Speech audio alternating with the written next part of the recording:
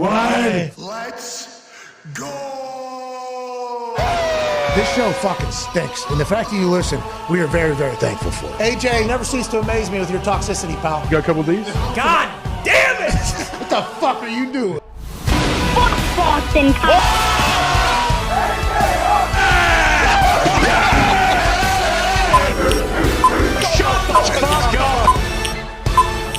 Hello, beautiful people. Welcome to our humble abode, the Thunderdome. On this, it's a wild time in the NFL Tuesday, March 14th, 2023. The program starts now. Much mana! Much mana to everybody out there that's watching and listening, wherever the hell you may be. You are the greatest humans on earth. Let me talk about something that's happening in the NFL right now. There are teams that are spending millions and millions. Shout out to The Rock. Of dollars on trying to make their team good right now. The Denver Broncos, as of 15 hours ago, so who knows how much has really changed, $219 million spent, okay, in the first day of the tampering period for the Denver Broncos. Sean Payton said, I need fucking new everything. Yeah.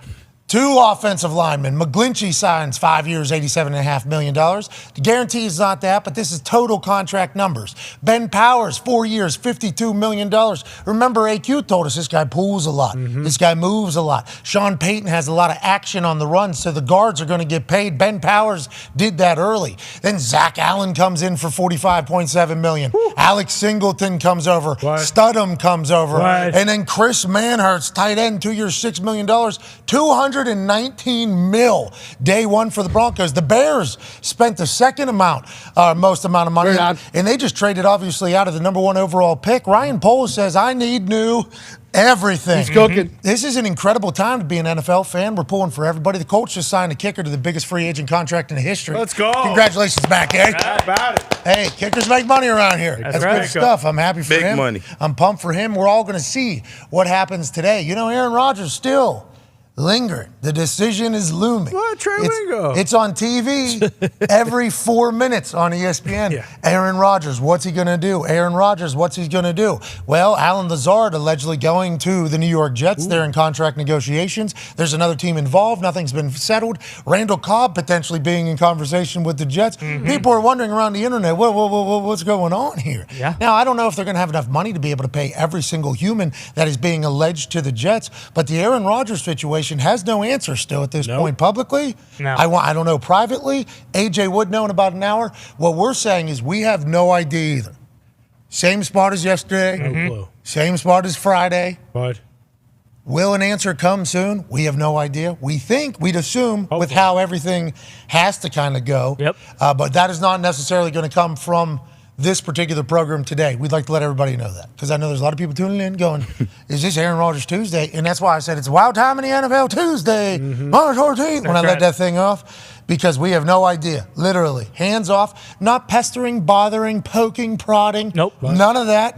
Hey, you live your life, pal. If you feel the need or want to chat with us about it, cool. If not, do your thing. We're happy for Aaron if Aaron's happy with Aaron. Yep. Amen. And the retirement, I guess, still probably on the table, although these conversations sound like through Trey Wingo, who has a great source. Yes. We know he has a great source in New York because he was the one that reported that Woody Johnson was hopping on a plane to go meet with Aaron before everybody else. And then it kind of caught on. Yes, it was true. He's there for 11 hours. It was a whole thing. And Wingo has a good source, we think, in the Jets organization. So we're taking what Wingo says and being like, hey, that's our gospel too, because we're not hearing shit, not asking for stuff.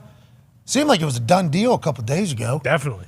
And then that Dove bro thought that was a news break. Yep, that's right. Yeah. Gary Wilson said, it's like, it feels like everybody kind of has information on this, and it's all alluding to one thing, but nobody seemingly has information on this thing, and it's still assumed to be all one thing. I'm excited to hear how we've got to this point behind the scenes, if we ever hear it. But the world awaits, and there'll be more money spent today. Maybe Aaron's answer comes today. Maybe it doesn't. We have no idea. But I'm excited for the conversations we have, not only at the Talks Table here, obviously, at Boston Connor, at Ty Schmidt. Patriots aren't doing anything. But Yeah, they're these not guys doing stink, anything. bro. Yeah, they're not doing anything, but I noticed you didn't mention, I got my lucky plum hat on. So I expect Bill to make some sort of fantastic move today. I'm not worried just yet. all right. Shout out to the Mustangs. Shout out, hey, go Stangs. Stangs forever. Roll Stangs. Speaking of, Stangs up. We're all Mustangs. we're all Mustangs We're all here. Mustangs One here. half of the hammer, Dahn, Cowboys, Tone Diggs is here. $219 million was spent yesterday by one team in total contracts. That's on actual contracts. The Bears spent like $113 million or something like that. A couple other teams spent a bunch of money. New players going to new places. New quarterbacks in a couple different places. This obviously changed all the odds for future bets. Funny you say that. So before free agency started at noon yesterday, Broncos were plus 3,500 to win the Super Bowl. They are currently sitting at plus 3,500. Wow, no respect. The Bears were plus 5,000. They're currently sitting at plus 5,000. The Raiders, they got a quarterback. They got Jimmy G. They're going to change, right? Nope. Plus 4,400 yesterday, plus 4,400 today. So these sports books are saying, well, a lot of money being spent for fucking nothing. We ain't changing we ain't changing a single line out here. It's fascinating because like the offensive line hires, I don't know how many people, and we understand the sports books, they all have an ability to like see the future and like travel and time travel and stuff like that. Yep. But like, I don't know if you can accurately predict the effect that an offensive lineman's going to have. No. You know what I mean? Right. Because what if he goes on to become the Jason Kelsey effect of your entire team and takes over, the whole attitude gets shifted with him upon arrival. And then he's also a dog with what Sean Payton's trying to do. It's fascinating that nothing changed, but also it kind of makes sense whenever you think a lot of big guys yesterday got signed. A lot of defensive guys, linebackers got signed. Not so many wide receivers, running backs. Not a lot of that. What are your thoughts on it? Man, back in the studio. You've seen him on the I Am Athlete podcast. You've obviously seen him on offense, defense, and special teams in every single level of football that he has played. And he's got some bangers out. Hey, Oh, yeah. playoffs. Playoffs. Goes. Yeah, it does. Absolutely. Ladies and gentlemen, Adam Pac-Man Jones is back. Pac-Man, a lot of big bodies getting paid. What are your thoughts on free agency as we're like into day 2 here? Well, this is a big body year. It's offensive line, defensive line. Linebackers are getting paid. Hasn't happened. It's getting paid right now. Yeah. I think it's hard for the corners right now. It's hard for the running backs. It's just a low year for the running backs. I think the what's the name is $10 million right now. Oh, you just dropped your pack. Yeah, Pack dropped the pack. Pack dropped the pack. When we put this thing on, we gon' run it right back. Yeah, but I just think it's hard for running backs. It's hard for corners this year. All the guys up front are getting paid big money. You think that's a turn in football, like cyclical thought? What is that? Yesterday we were kind of talking about the game. Yeah. How like if you look at the NFC side, I think you're going to have to be able to play some bully ball with the way the Philadelphia Eagles play, with the way the 49ers play. With a lot of those teams, you're going to have to be able to run the ball. You're going to have to be able to stop the run. Do you think that's going to become like a league-wide thing? Do you think that's why some of these big guys are getting paid? A lot of D-tackle money going out yesterday. A lot of guard money going out yesterday, in the trenches type money. Do you think that's a reason, or do you think it's just like kind of who is available in this free agent period? Most of these guys that are getting paid right now are very active guys that can move, can pull. The teams that you name, Philadelphia Eagles, they do a lot of trap running with the quarterback. Niners. 49ers, the best in the game at it. So a lot of guys that are getting paid right now are very good moving-wise. So I think that's why the big guys up front are getting paid defense and offensive side. Dude, we watched that in the trenches all year, didn't we? Oh, exactly. I mean, we actually did. It was cool to learn about it. Look at this Deuce Conner trade, guys. Look what the San Francisco 49ers do in setting up leverage for, tight ends having to block a defensive end. Well, since that's like the theory, we can at least get him in motion and have him blindside the defensive end and set up the block for the tight end, or even like a feint block. Yeah. So it makes somebody off step, and then as soon as you get off step, boom, we got somebody cracking back. It's just like little adjustments that are being made to like old school plays is pretty much what we learned. If you can take advantage of these plays that have worked since the beginning of football, it's like, and you got a quarterback that can move a little bit. Yeah. Football is about to be very, very entertaining here for the next few years because it's a combination of electric, which guys still are, and then there's going to be some big bodies on big bodies.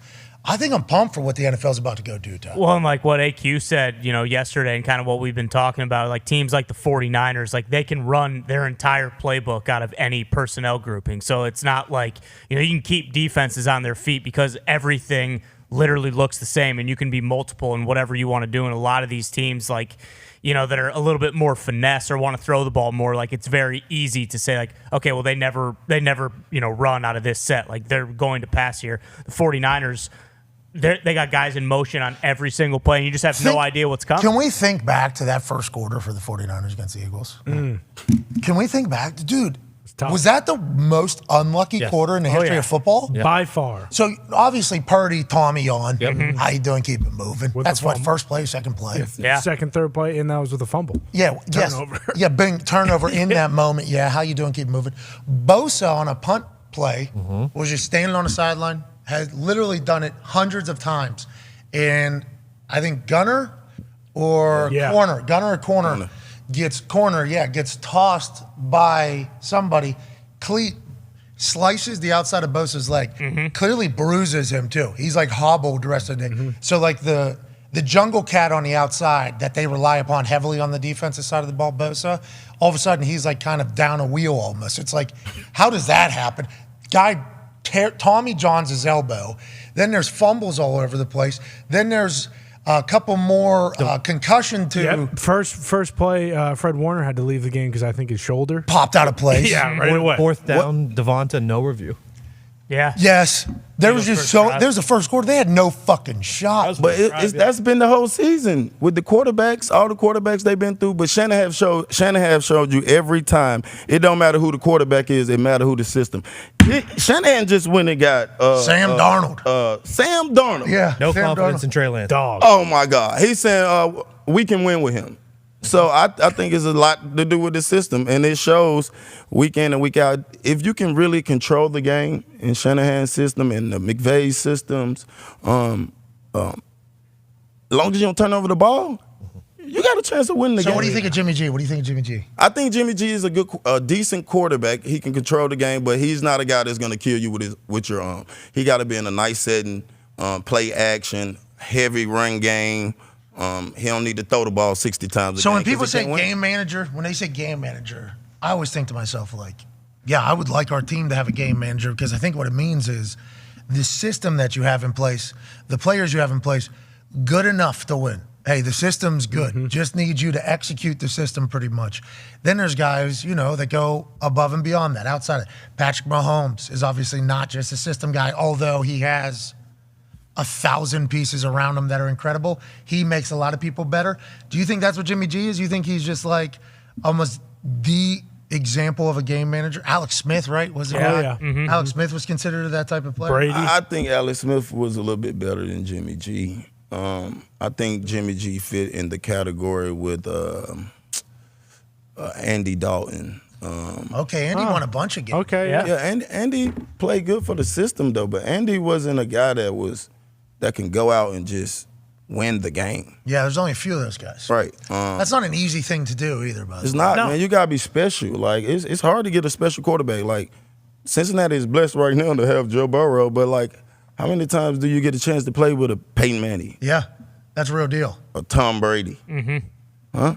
Like these are one in a lifetime chance. I understand why Sauce Walker them tweeting. If I could get Aaron Rodgers, I would be tweeting too. Hey, look, man, I'm sorry for who. If we don't get him, I'm sorry. I hope I'm not offending nobody. But I am going all in and doing whatever I can do to get Aaron Rodgers on my side or my team because I know if I have Aaron Rodgers, I have a 75% chance of making the postseason and making some more money. Isn't that an interesting thing, though? Every player basically says what you're saying right now. Oh, yeah. And then you got media people that are like, this drama queen is dragging this whole thing out of you. It's like, do you have any idea? You have no idea. You understand how hard it is to win in the NFL? That's an interesting, because he could retire, I think. Because Aaron, I think he's a human that could retire. And this is not off any information, but it's the real deal. Like, he's the guy that could stare down $58 million and retire because he would view it as like, yeah, it's not about money. My happiness is not about money. That's like legitimately how he goes.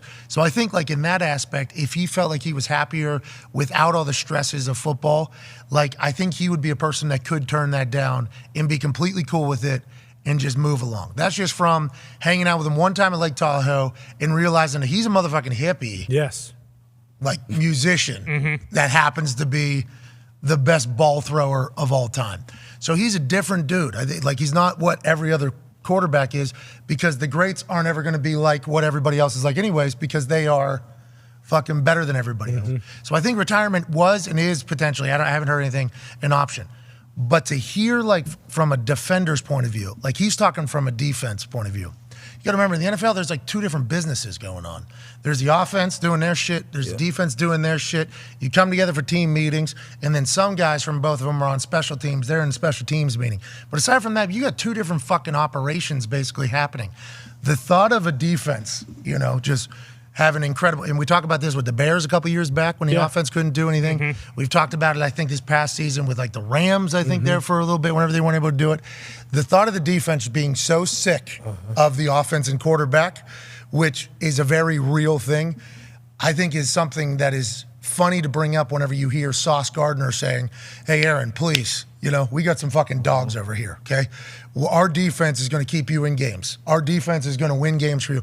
All we need you to do is just be Aaron. You just be Aaron Rodgers. That's it. And we know with you on our roster, there's a much better chance that we're all going to fucking be lifted. Because there's a defeated attitude almost that comes from some defense that, like, no matter what we do, that motherfucker over there ain't going to be able to do anything. Yep. So I think that's why it's a big deal to hear what Pack is saying and what Sauce is saying. Exactly, the Broncos last year, where the defense is like, oh, so now we don't want Aaron Rodgers? Okay, so whenever we hold a team to 10 points and we fucking lose, like, we don't think Aaron Rodgers could have potentially thrown left-handed and got 13. Like, I think that's why you hear every player basically come out and say, if you can get Aaron Rodgers, you fucking get Aaron Rodgers, because they've experienced it, as opposed to the media people that kind of, I think, judge Aaron for being this hippie fuck that he is, as opposed to it. Did you hear him passionately go, oh, yeah.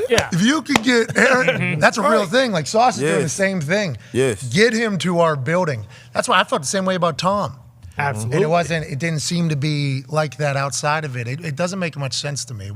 Some of the reactions. Yeah, and the Jets are one of those teams like the Broncos. Like, do you remember when they played New England and New England won on a or on a punt return and it was 10-3, and then after the game he said, "Do I, feel bad about our performance?" No. Oh yeah. Do you let the defense down? Do you feel like you let the defense down? And we know, like, I mean, you've talked about it. Like, obviously, what his relationship is with all the other players is one thing, but to openly just say, like, this isn't my fault, even though we had 0 first downs in the second half, and they not like. But then Garrett Wilson goes, "Yeah, it's unacceptable." Yes, right. The rookie's like, "No, this shit's unacceptable." Yes. And who wouldn't tweet after that? Hey, Bert, I need you over here. Hurry the fuck up and come on. Yeah. Yeah, Aaron's real deal, dude. Yeah. And they immediately, like, that team does immediately become. What, top playoff? 10? Yeah, top 10 Super Bowl favorite. Who wins that? Who's the best in that division if he goes to the Jets? So for me, it's going to be tough, just strictly because we've seen the Buffalo Bills, and they just restructured Von Miller and Josh Allen's contracts to open up $32 million. Yes. I believe. So nobody knows what they're doing, but it seems like Brandon Beane is gearing up to do something. There's a couple high prize free agents still available there, but it's going to be, and we asked Von Miller this, we said, defense coordinator, just kind of see ya. At a time where all defense coordinators are already gone. Jordan Poyer is going to end up probably somewhere else. Maine Edmonds. He's going to be, they're gone. Vaughn, I heard you guys are dead, dude. I heard the Buffalo Bills are dead. And he said, do we still have Josh Allen? And then the man that was talking was Von Miller. So, like, it's going to be tough to just rule out the Buffalo Bills. But, I mean, every team over there is getting better, Pack. Every team's getting better in that AFC East. I think Buffalo Bill closest chance was last year. I'm sorry to say That's that. what he thinks. But, like, complete team, they're not a complete team right now. They got so many holes to fill on the defensive side of the ball besides Vaughn and the front. But, I don't know. I know we talked about earlier with Odell going there. To Buffalo, yeah.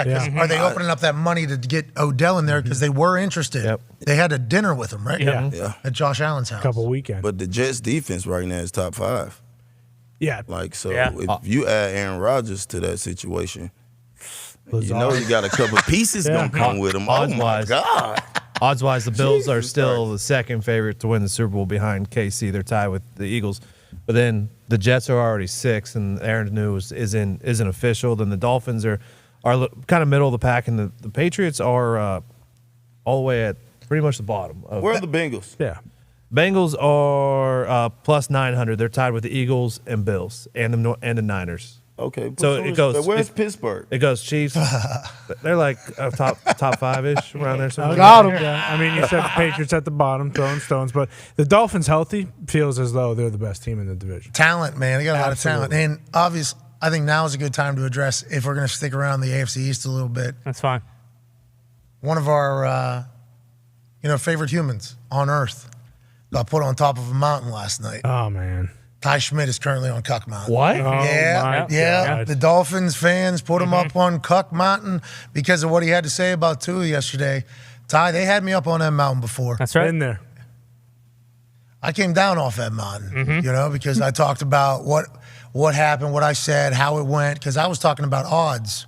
I wasn't talking about actual performance, and I just projected, I think, exactly what happened. Yeah, you did. Before the season. But I still was a big fan. Like, I was in Tua's corner. I'm still a big Dolphins fan. So I thought I was unjustly put onto the Cuck Mountain because I'm like, I feel like I've supported a lot, and I am an actual fan. They put you up there. I don't know if it seemed like there's an opportunity for you to come down or probably never, if I had to guess. Did you see it? Your face. Oh, yeah, I saw it.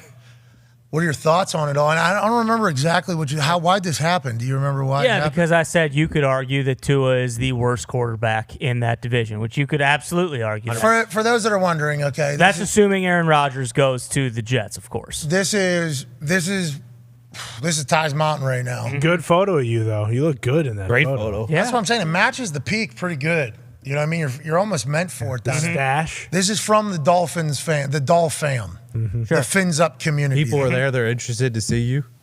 I think they're looking at the water. Oh, Yeah, they're looking down. Looks like That one's it. looking over. This selfie, yeah, probably with the reflection, yeah. Anyways, Cuck Mountain, though, we both been there. You're on there for good, probably. What do you think's going on? Well, I just, I didn't explicitly say it, but, if Tua can stay healthy, yeah, they're good. I don't think Tua's not going to play 17 games next year. He hasn't shown anything so far in his career that indicates that he will play a full season and stay healthy. Hope he does. And no ill will towards Tua other than the fact that we were supposed to have him on the show at Radio Row, and I was, going back and forth with his guy. It was confirmed, and then the morning of, when we were supposed to have him on, he just didn't show up. Said, "Nah, I'm going to do a different show." But Gary V. Yeah, we did get Gary V in his stead. Tua maybe helped us out in that whole thing, remember? But it is, it's like, if you have a differing opinion other than like Tua's the best player in the NFL, the Dolphins fans go crazy, which I understand. They're passionate. They're a passionate fan base. What are you trying to do? It makes sense. But, look at this division right now. If Rodgers goes to the Jets, it's the same deal. Like, you're probably picking the Dolphins to finish third again. Yeah, and who's fourth? The Pats. The Pats isn't that crazy? The Pats are, if Rodgers goes to the Jets, the Pats are the worst team in the division. That's a crazy thing to think about in 2023. I don't agree with that. Who do you think? I think the Dolphins and the Jets will be neck and neck. I think Buffalo would be.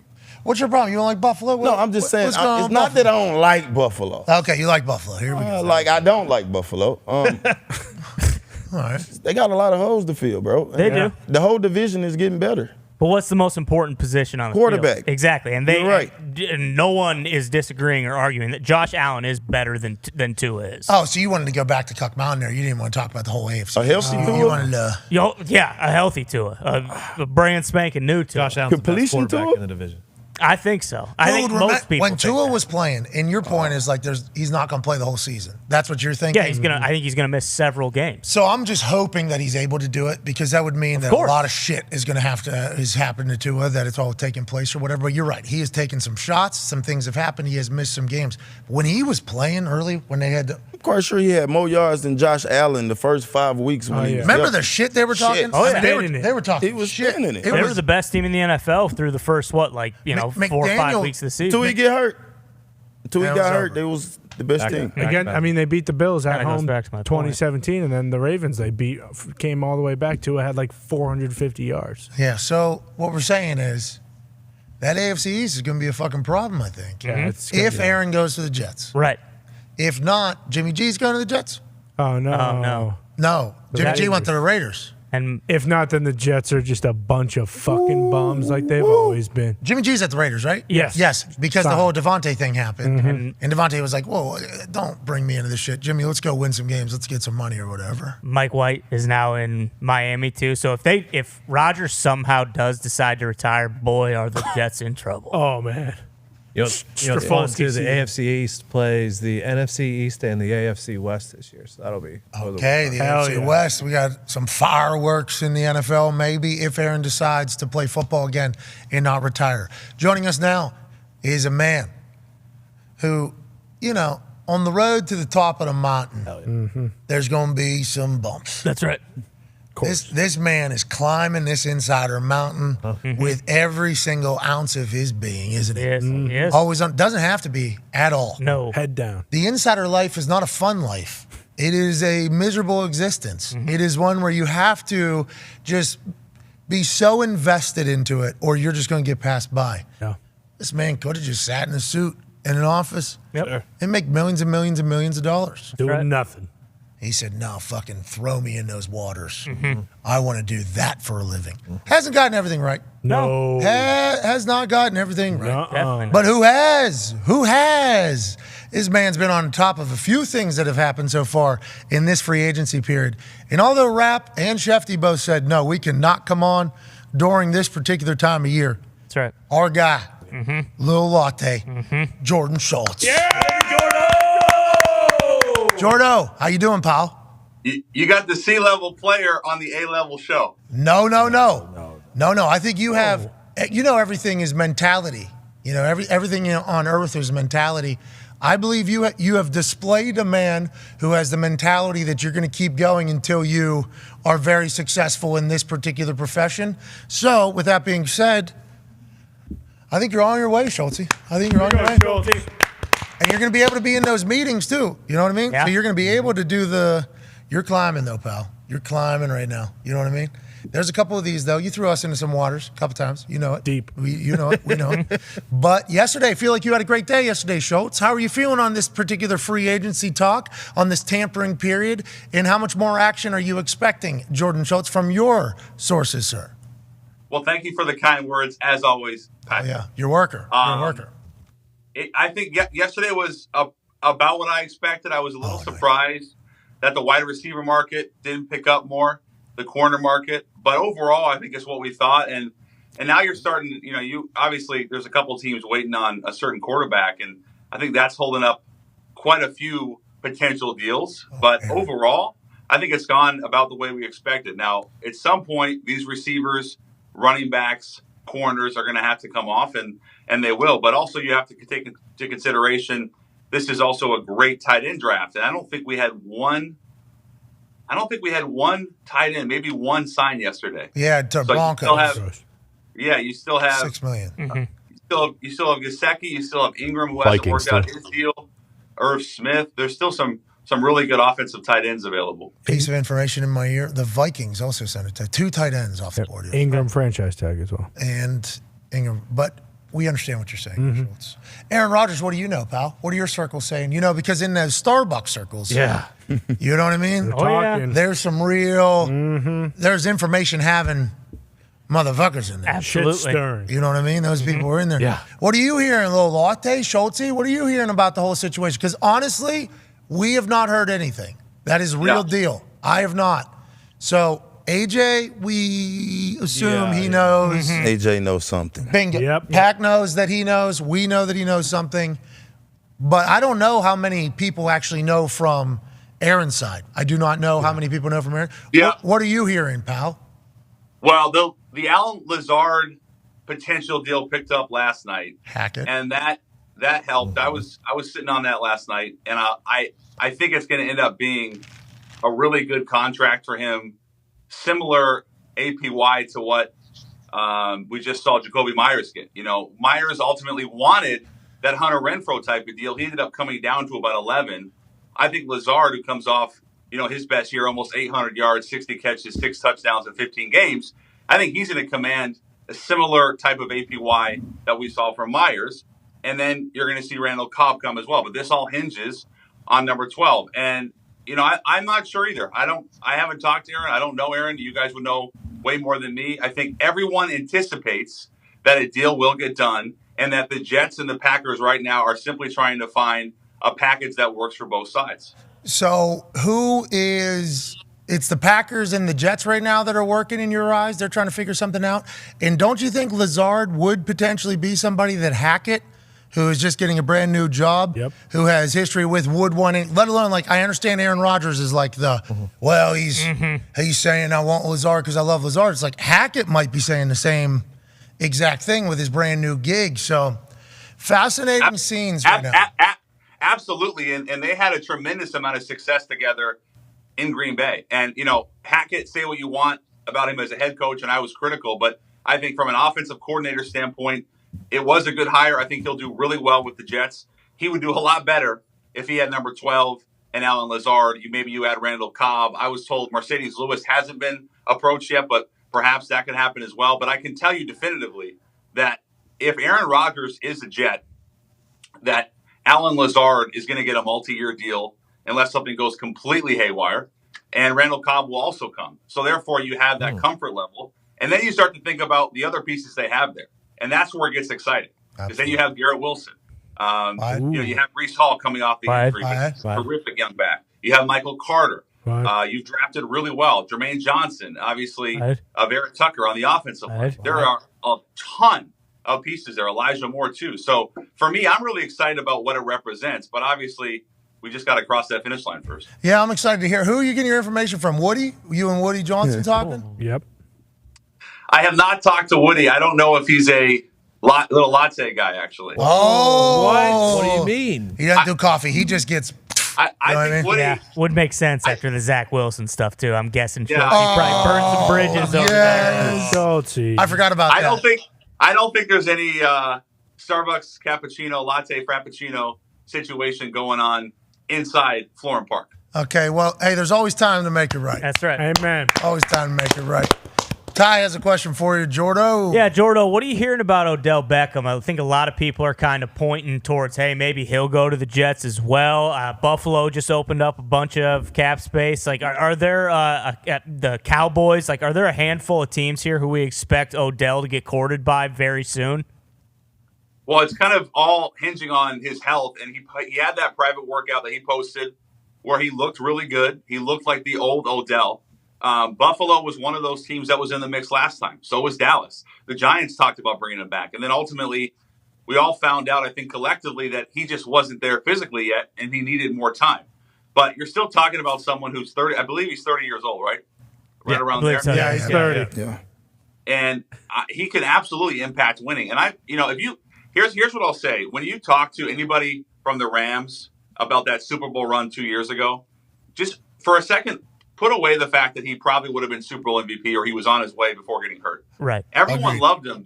Everyone loved him inside that building. They really did. Oh, yeah. And they felt like he was super just connected from a team standpoint. And I think that will ultimately help him.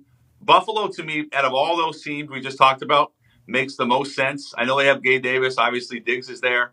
But if you add a healthy Odell Beckham, that offense gets a lot more exciting. So, to me, Buffalo would be the most enticing if I'm just thinking as a fan. They just cleared $32 million in space. A lot of money. Von Miller and Josh Allen, and the workout looked good. I mean, I only saw Prince of Makamura's video where he went like this, but OBJ showed up at McVay's wedding, and it was cool. Yeah, you know what I mean? So, like, I think everywhere he's been, and obviously the Cleveland ending was – OBS doing his thing. Right. Odell Beckham Sr.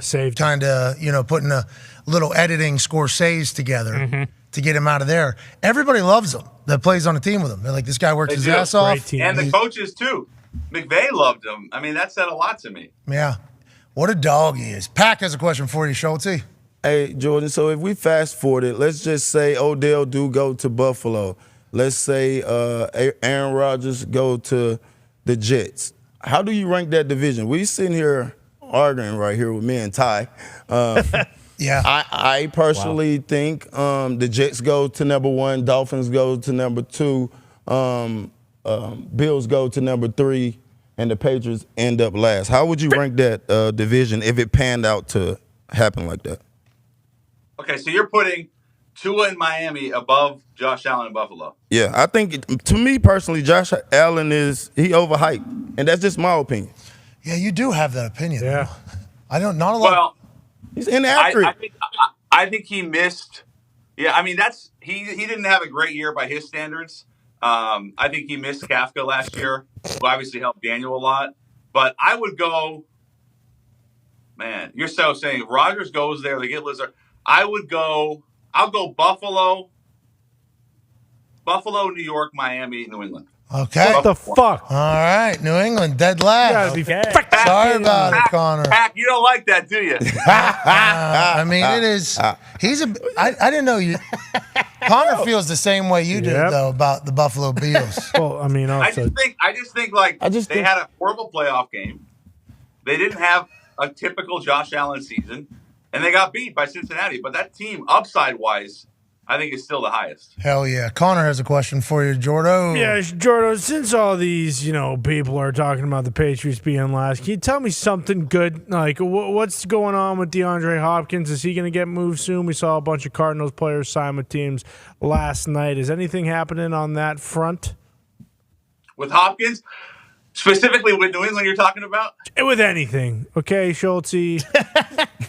Please.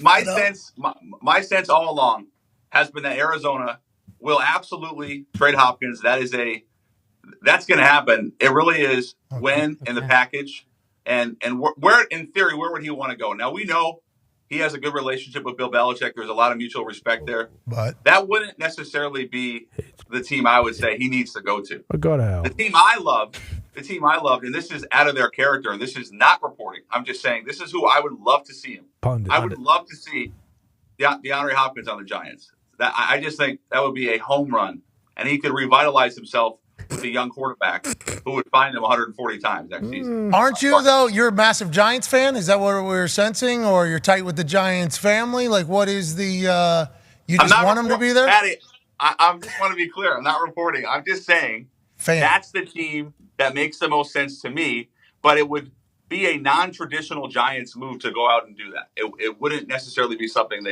I can't think of a time they've done that. Yeah, it'd be fascinating because they get Danny Dimes back. Yep. Mm-hmm. They have Saquon Barkley on the franchise tag. Mm-hmm. Dayball seemingly turning them around for good, but not for bad. They're on the rise. Oh yeah, get another weapon. Would OBJ go back there? No, I guess we kind of talked about that. I wouldn't rule it out, and I know they had good conversations with him. If you go back, it was right after Thanksgiving, guys, where they had Beckham back in the building, and they really talked about it. And ultimately, he wasn't physically there. But I wouldn't rule that out. I would not rule that out. All right, Schultze, we appreciate you stopping by in the middle of a busy time. That's all. This is a short visit for your seat. Short. There's so much happening in this. Yeah, I mean, it was pretty enlarged, if you ask me. Yeah, we had a lot of zoomed out convos, like from a high level. Exactly. You know what I mean? Like we were fucking handling biz. Diggs, do you have a question for? So can we just reiterate that I do believe Discount Double Check's going to end up with the Jets. Oh. I think Lazard and Cobb are there, and I think they're a 12-win team next year as a result. All right. Ooh, like 12-win team. What was that, Connor? I mean, did you hear the teams Tony said were playing the AFC West and the NFC East? All right, put it on the ticker. Old Jordo says he thinks Discount Double Check to the Jets, Lazard to the Jets, 12 wins. Schultz. All right, Schultze, we appreciate it. Where are you in New York City right now? Yeah, I'm not on any boat today, Patrick. I got 2 hours of sleep last night, and you know what I thought about this morning when I woke up? Coffee. Here we go. I'm pumped for it. Aside from my 37th cappuccino of the day, you know what I thought about? Hell yeah. What's that? I gotta come see Patrick. Come on! Yes, come on! And I was in Indianapolis, and you guys didn't have time for me. What? Whoa! When did we know you were here? Did you say, "Hey, I'm in Indianapolis"? That's tough to say. I'm in Indianapolis. Well, did it work? That one hurt me.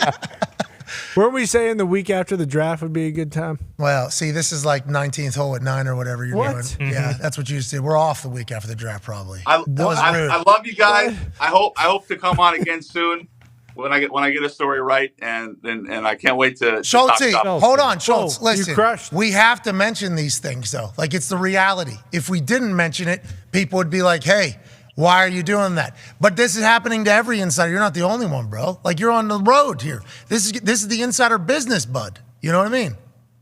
Hey, I know it, and I appreciate you, and I love coming on, and I would be honored to play basketball with you any day. Well, how about pickleball? I'm assuming you play pickleball. Love the pickle. Really? You a good player? I'm horrible. How?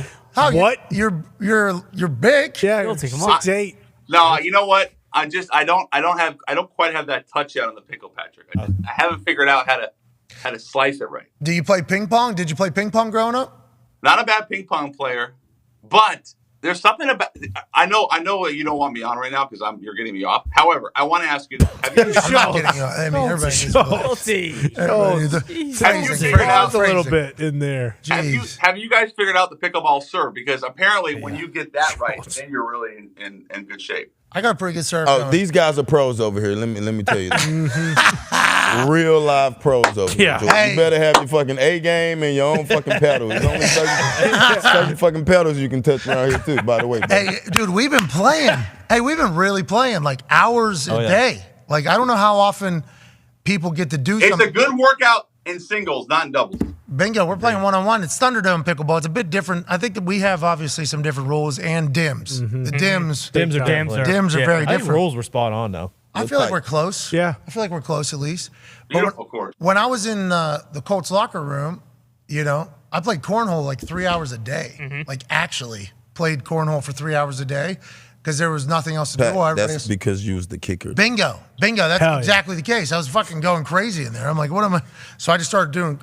I'm like, I'm a professional cornholer now. I'm getting like 15 hours of work a week. I don't know how many people are able to do that. I got like very, very, very good at cornhole. Like ESPN the Ocho. Absurdly good at cornhole. I will say that. Like Dan Jones. It was getting like fake Dan Jones getting in there. It was getting bananas. Now I feel like we're getting to do this with pickleball. We're playing for like 2 hours a day. How many people are playing for 2 hours a day? No, not very Not the many pros. Like the pros, those guys are fucking full-time and girls job. are incredible. Well, but if we happen upon a pickleball court, like I think we're in a pretty good spot. Oh, yeah. I think like we're okay. The whole office. Yeah. Pac-Man learned a game and a half. Just figured it out. Quick. Ping pong player though. I won my first game today. I won't say who I played against because I should have won, but yeah. That was his second game ever. The person. Exactly. You played I'm Bill? playing Connor ass after this. Whoa. So I've also gotten better, but hey, we'll see what happens after that. Well, you're in the afternoon crew though. That's the thing. Like, if you're not waking up and playing in the morning crew, you're not really handling it. Yeah, I guess, but you're playing with a guy who thinks Mike Posner's better than Blake Shelton, so he's a mark, and I don't really, it kind of discredits everything the Breakfast Crew does. The pickleball gods punished him for that this morning. Bingo. They certainly You're did. right. They certainly did, And didn't they they? will continue Hey, has to. Blake Shelton ever been on top of Mount Everest? Yeah, I'm sure he Probably. feels like Yeah. it every night. He's Yeah. fucking Blake Shelton, dude. Has is he on walked top. across America? I don't know if he has. So Mike Posner, He's 1A, fucking saying 1B. it Dude, what are you talking about, Yeah. America? What are you- In God's country? You fucking Don't you even. Right. keep All burying right, your Schultz, hole. we appreciate you, buddy. Good luck out there. Schultz.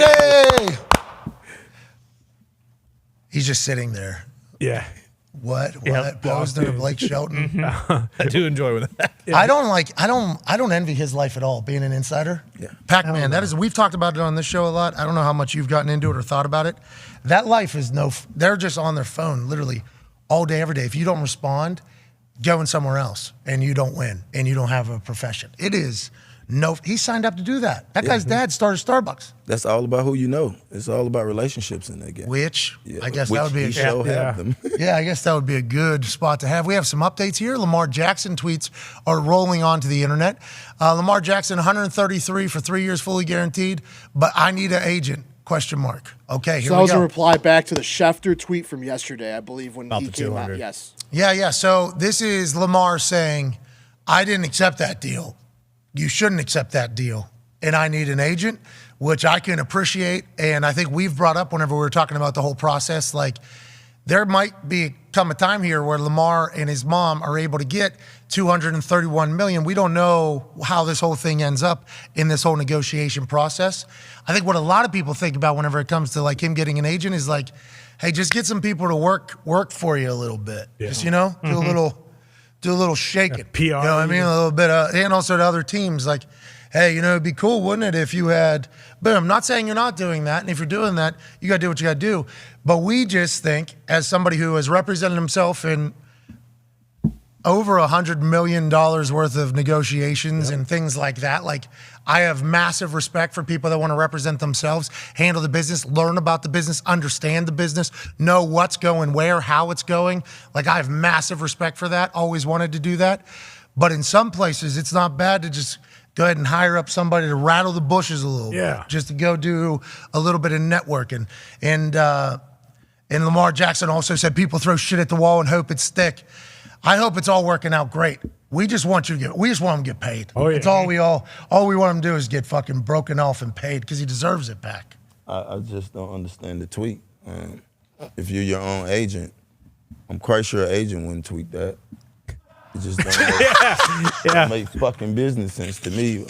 But hey, to each his own. Like we said, we just want you to get paid, man. Proud of him though too. Proud, like you've earned this. We want you to get paid. You have 100% earned this, but a couple hundred. It still million. seemed like he need a fucking agent. Just kind of to rattle some things up. Like, listen, it's not that's smart business. You're employing them. They are working for you. Like this is, I think it could help because the NFL has done business one way for a long time. So like they all that's kind of the movers and shakers, especially at that level.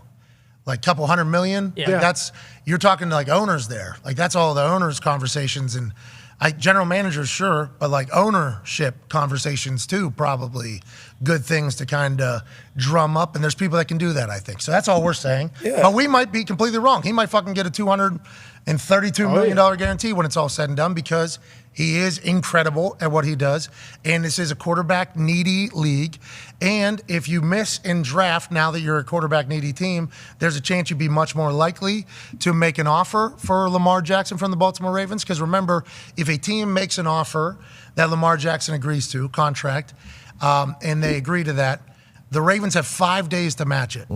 Allegedly, that's the rules. So for 5 days, a team can't do anything pretty much with their money. So going into this free agency tampering period, there was very little chance that any team was going to have $200 million in escrow and contracts held up for these 5 days if they did agree to a contract with Lamar, and Baltimore just wanted to make them wait on the franchise tag for 5 days until they were either matched or agreed to let him go, which has only happened once in 30 years, allegedly with Sean Gilbert, I think. Yes. With the Washington other to Carolina. Yes. Yeah.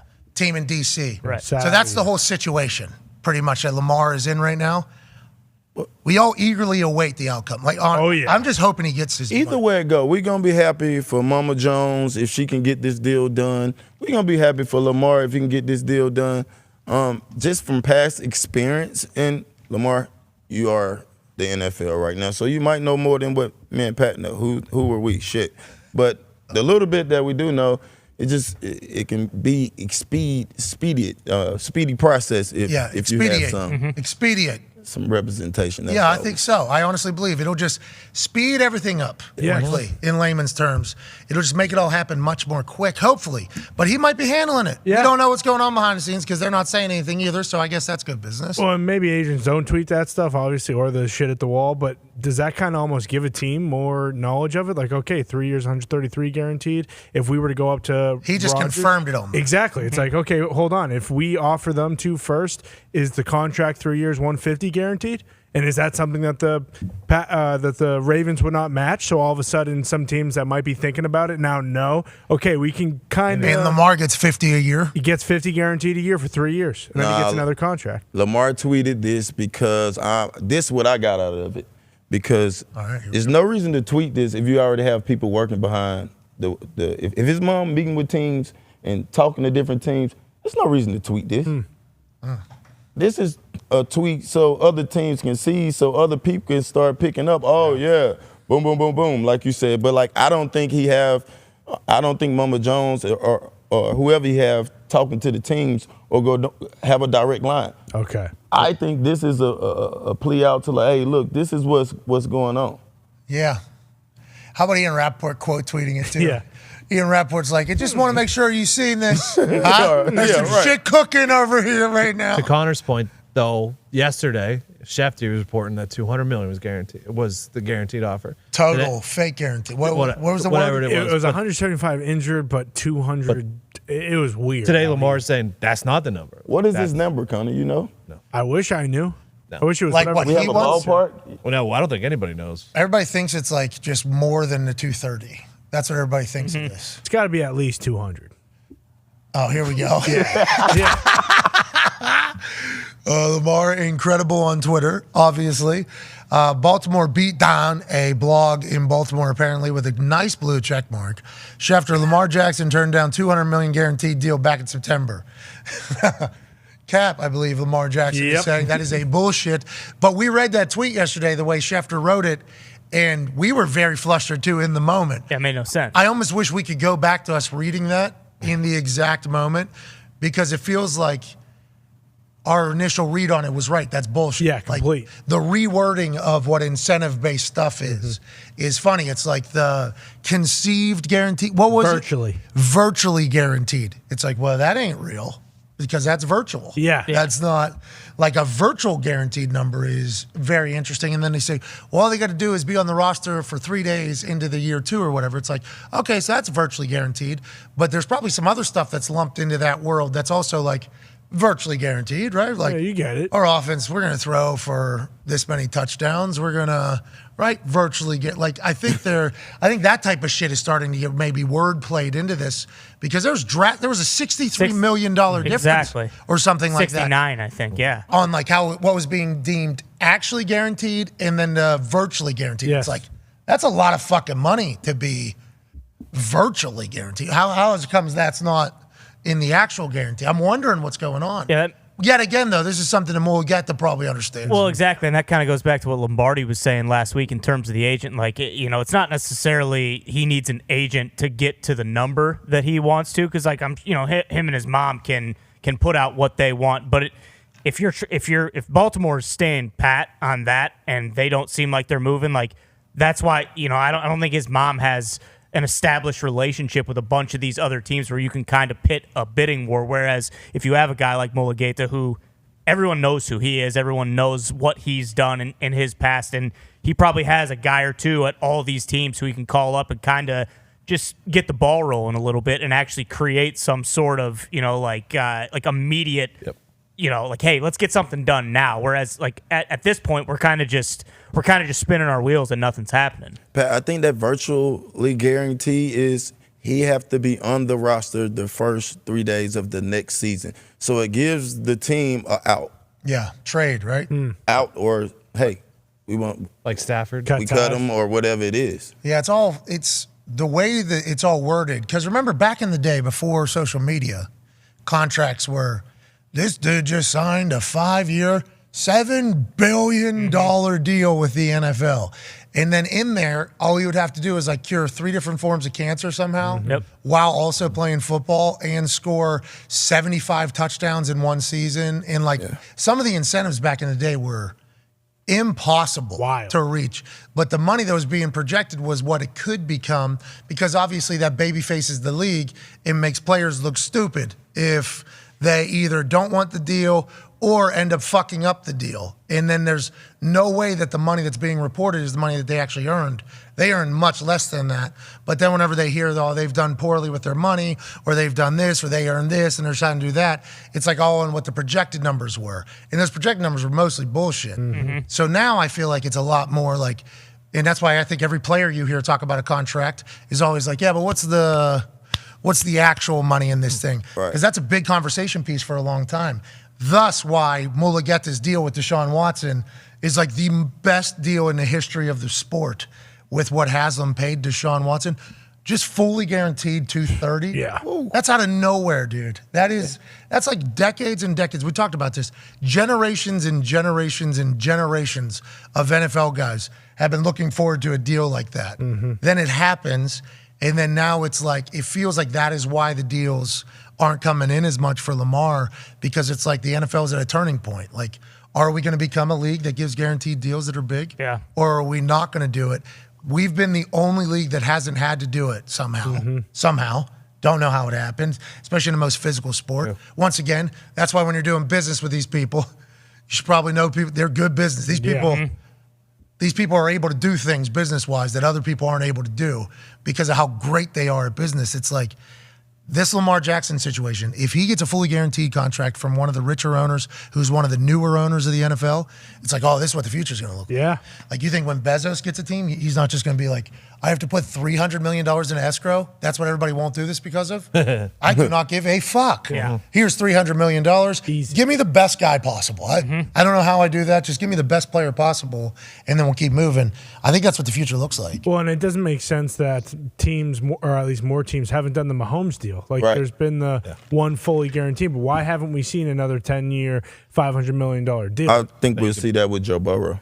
Yeah, can play with. They're going to have to, right? They have to. He check all the boxes. Hey, you know him personally? You've been around him? Yeah, been around him personally. Fucking awesome dude. Awesome dude. Like, he is, what's the word I use? Like, he cocky, but he ain't even, he's not cocky. You get what I'm saying? Like, he carries himself with a certain You got a beer with but him. you be like, well, yeah, he's fucking the guy. You know what I mean? But don't have to say I'm the fucking guy. Right. Down to earth. He got Gun on his playlist, so that tell you what type of quarterback. I know that got a massive pop on the internet. Everything he does, the way he shows up at games, the way he dresses, the way he acts, the way he talks, the way you just see him do everything. It's like, oh, this is the fucking guy.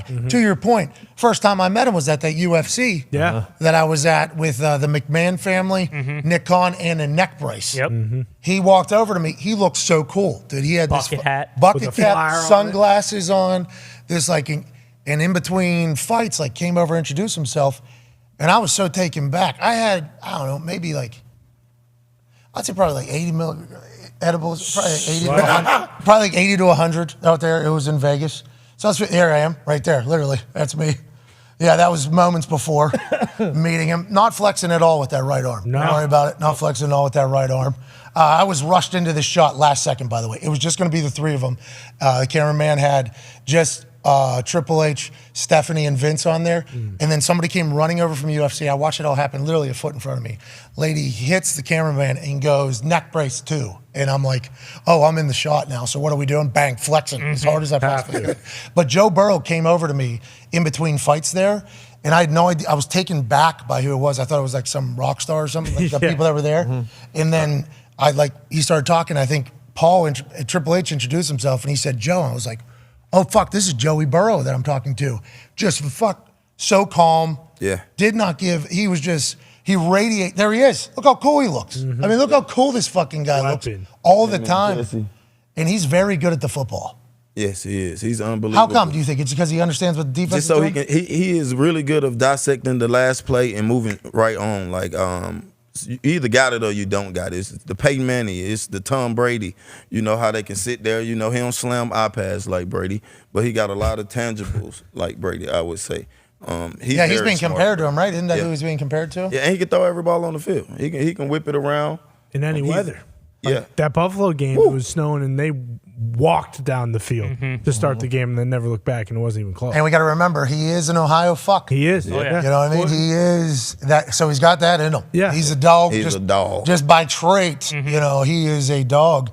And then his whole story. Yes. And how he got there and where he was, how he was. LSU. And it's and like to Pac-Man's point about confidence, like they asked him about the window of his career, and he was like, "My entire career is my window." What are we talking about? Not as like a fuck you, just like what, like I'm that good. How about this? And now that we know him a lot better, you know, just not personally, but just from watching him and how he operates, that whole narrative that he was potentially going to say no to Cincinnati. Yeah. Like, we had to talk about it because it was a real narrative that was being built by people that would know the information. It's believable, too. It was because believable. The Bengals didn't have an indoor facility, all that shit. A lot of, and the way players talked about, you saw that report card. That report card's been happening for a long time. Players have been talking about facilities for a long time. But now that we know him, it's like, this is exactly what Joey Burrow wants. Like, okay, we had no shot. We had no indoor facility when I got Made him build one. Yes. Bingo. Yep. Yeah, and shit, Joe Burrow got hit his first 2 years. He got hit more than I probably got hit my whole fucking career. He was sacked at least 100 times. Oh, yeah. Yeah. The first 2 years, bro.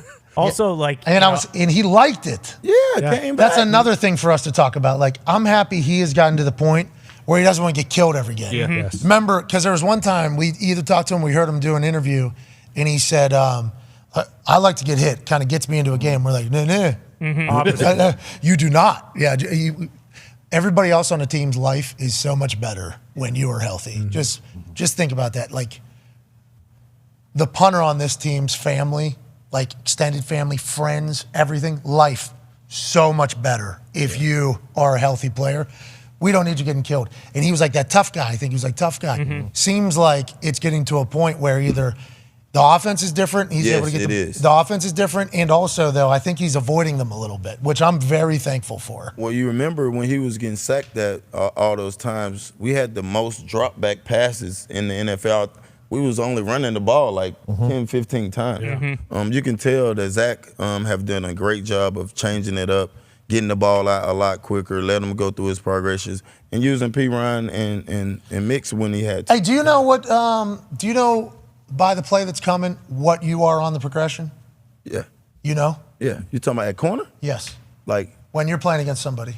Yeah. They line different up. formations. I'm a think different things. I know when it's 90% run, and I can tell when it's pass. So like whenever do you know like, okay, I'm third look on this play is my guy or whatever, and does that make you like more aggressive on other sides or no? Depending on down and distance. But yeah, if I'm on the 3x1s, I'm on the backside of 3x1, it's 3rd and 4, I'm gonna play aggressive because I'm pretty much gonna be by myself. Interesting. He locked down Bruce Brown here earlier. Yeah, oh man. Dude, Bruce Brown, what, 200? Bruce, what are you? Probably 220. Hey, I bet Bruce. Hey, Bruce is a hoss. Hell yeah. Bruce is a hoss. Big. Absolutely. Hey, I got off the line. You did, Bruce. Oh, yeah. You're a dog. Then Bruce hit a spin move. Ha! Oh, yeah. Top of the round. Yeah. Pack had closing speed, though. I don't believe Bruce. Pack actually asked immediately afterwards, you thought I was going to let you catch a ball? That was a hilarious quote to think about. Bruce in his head, like he was going to talk about it. I got this. Bruce would talk about. He would have talked about that for a long time. All of his friends back home. You see me body up Pack. Yeah, that's different than playing the paddle ball game. Pickleball. Than letting him catch a ball. No, hell no. Not letting nobody catch balls when we throwing football. Oh my God, Pack. Pickleball.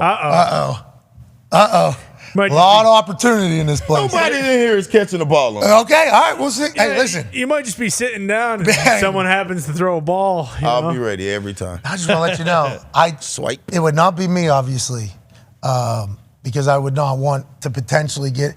But somebody in this office just heard you say that now, and it's I'll be ready.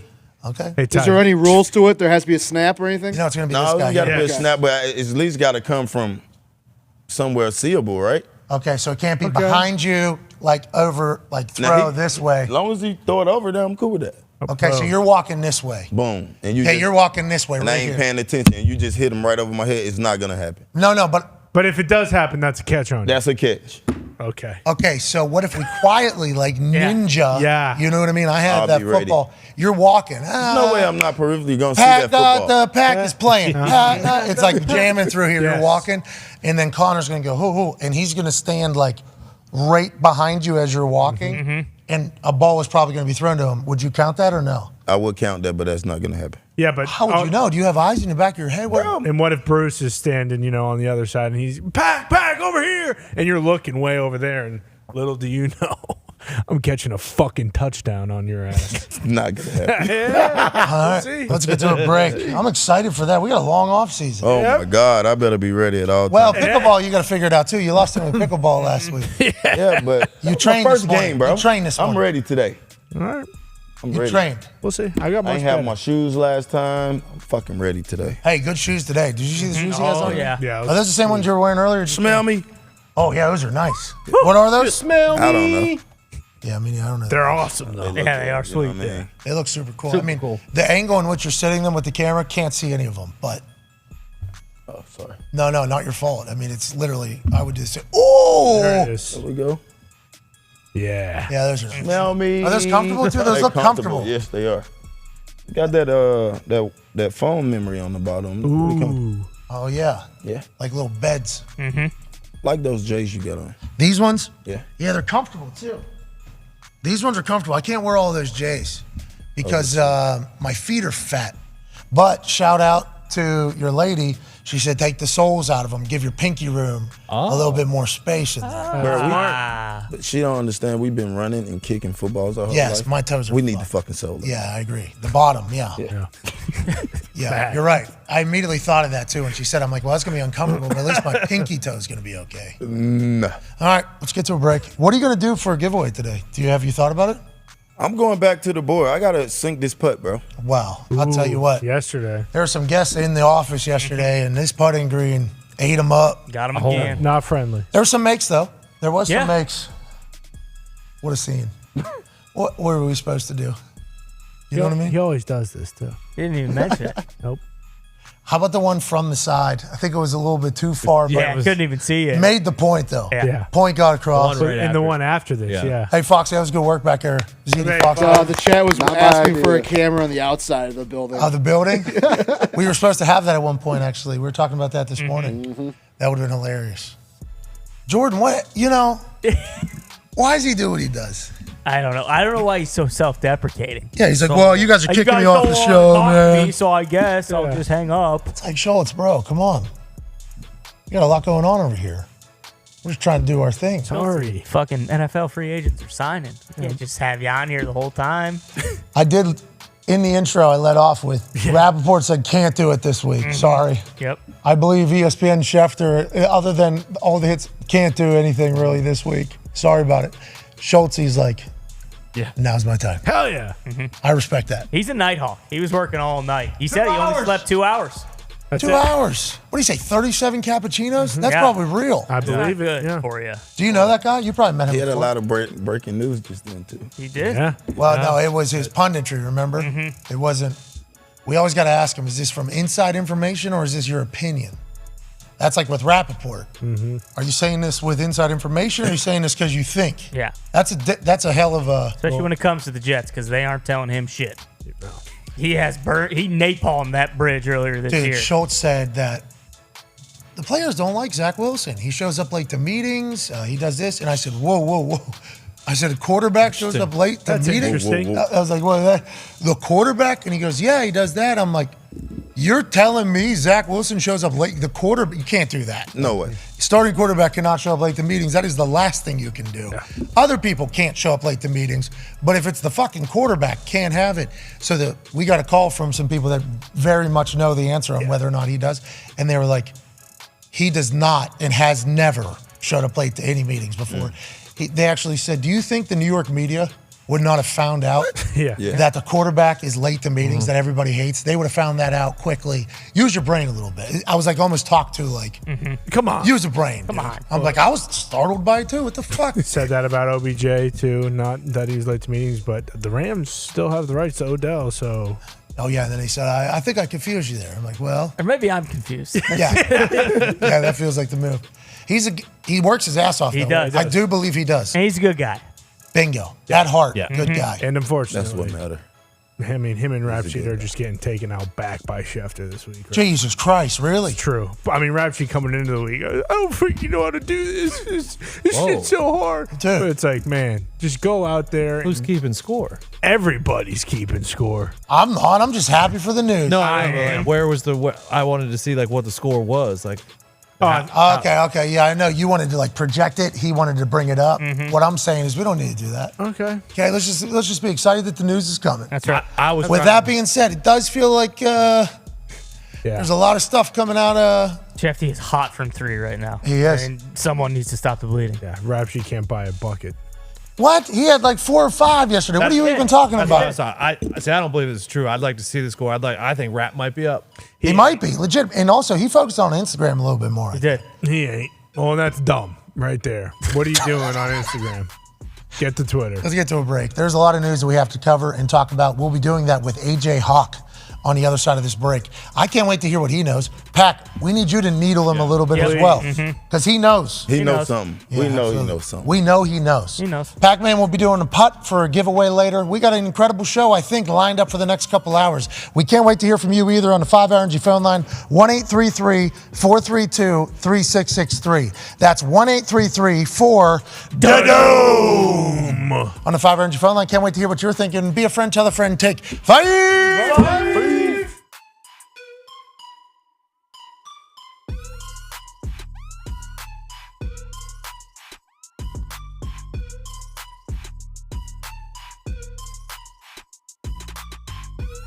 Just reading this headline here that is written on this piece of paper by Boston Connor this morning. Lou Holtz sent Brian Kelly several letters over his Notre Dame tenure to no response. This must have slipped through the cracks in the group text. Sports Illustrated is reporting, while talking to reporters this past week, Lou Holtz shared that while Brian Kelly was at the helm, he wrote him several letters over his tenure as coach. Unfortunately, Holtz said he never got a response. So, obviously, we got to go. Well. Looks like I wasn't fibbing when I said that Brian Kelly was a big old piece of shit. He writes this guy letters and try to tell him, hey, this is exactly what you need to do if you want to be a successful coach at Notre Dame. Okay, he didn't fucking respond to me once. You know how long it takes me to write these goddamn handwritten letters? I'm not typing them on a Macintosh. I'm not typing them on the Dell. I'm dipping my ink in the quill, and I'm writing these handwritten letters. And what does he do? He says, hey, you know what, Lou? I won't write you a letter, but I'll send some kid into a cherry picker with 85-mile-an-hour winds, and I'll kill him. And then guess what? I still won't write you a letter back. He can apologize, but it doesn't matter because Notre Dame's in the right spot. We got Marcus Freeman with 17-point underdogs at Ohio State. And I wouldn't be surprised if Brian Kelly gets run out of LSU because before too long, the boosters down there are going to find out what I found out. And that's that he's a big old steaming bag of shit. Coach, isn't it a chance that you with those handwritten letters that he never got them? He was just checking his email? No, you kidding me? If I fucking write a letter, it's getting on the head coach's desk, okay? You think Charlie Weiss ever got my handwritten letters or Tyrone Willingham? Those guys always wrote back to me. Always. Oh, shit. Probably just put bacon in those letters. Thank you, Coach. That's your buddy Brady Quinn, okay? He knows I wrote a letter before every single Notre Dame home game. Had it in his locker. What did you say about the game where you're taking on your future brother-in-law, A.J. Hawk? Well, I said, good luck, Brady. Hopefully you play like a guy like Carlisle Holiday. I'm sure you remember him. He was a great quarterback at Notre Dame. Led them to a lot of success. Of course, you know, Brady, unfortunately, they had good seasons, and they got their asses beaten every single big post-game bowl. And we all remember the LSU Sugar Bowl where that Marcus Russell or whatever the hell his name was, he threw it all over the football field. And then AJ and the Ohio State Buckeyes beat the shit out of Notre Dame in the Fiesta Bowl. Did you see the documentary about Manti Te'o? Seems like a really good guy that the world You know what? really was rude to. Manti's a sweet kid, okay? And I'm sick and tired of everybody shitting on him and making him feel like he wasn't a sweet kid, because he was such a sweet kid. Everything that you want out of a student athlete at Notre Dame. He wasn't Catholic, which I don't love, but he's a sweet kid, and he really got misrepresented in that. I still feel bad for Manti. Did you write him a letter when all that shit came up? Once again, I couldn't write him a letter because he's not Catholic. If he was Catholic, I would have, but he's Mormon, and I don't know about his religion as much as I do about the Catholic religion, touchdown Jesus, all that kind of stuff. But no, you know, I feel bad because Manti was such a good player. He was the highest rated linebacker recruit Notre Dame ever had, you know, and look at him now. He's just a sad oos on a beach down in Hawaii. Did you say sad oos? Oh my God, Coach Holtz, I did not know you had oos in the repertoire. Yeah, of course. How do you think I recruited? We got some bad ooses in my time at Notre Dame. Offensive, defensive line. I stole a couple of them from SC and BYU and all those places. Jesus. Man. Oh, I'll tell you, I did not expect that today. This is what AQ wants to spotlight when he has the opportunity to for the big guys. And there's been a rule change I think Tone is going to talk about. What are you thinking whenever somebody like this guy, okay, gets out and, oh, no. No. Don't do it. What are you being taught and what are you supposed to do with these new rules of not being able to cut somebody there? Patch, honestly, that's a great question, Tone. Man, honestly, what we're taught to do, because the offensive linemen do not know where the ball carrier is. So we're taught to foot fake them. Yep. Call it the AI them or fake them out the best we can, because their whole obligation is to block us. So if we're giving them any quick move, they're going to fall for it. That's what he tried to do here. Yeah, but he did a little bit too slow. It got to be quick. It got to be nice and fast. Oh, man. But that hurt. Yeah, I could imagine. Because you were back in the days where they could cut, So now. Which I like that. Sorry, AQ. Hey, I used to like cutting downfield too, because exactly what you said. Once I got that foot fake, I was falling on the fucking ground. So as long as I could just run out there and dive, I'd make you guys make the first move. Hey, Why? let's go. This show fucking stinks, and the fact that you listen, we are very, very thankful for it. AJ, never cease to amaze me with your toxicity, pal. You got a couple of these? God damn it! What the fuck are you doing? Fuck Boston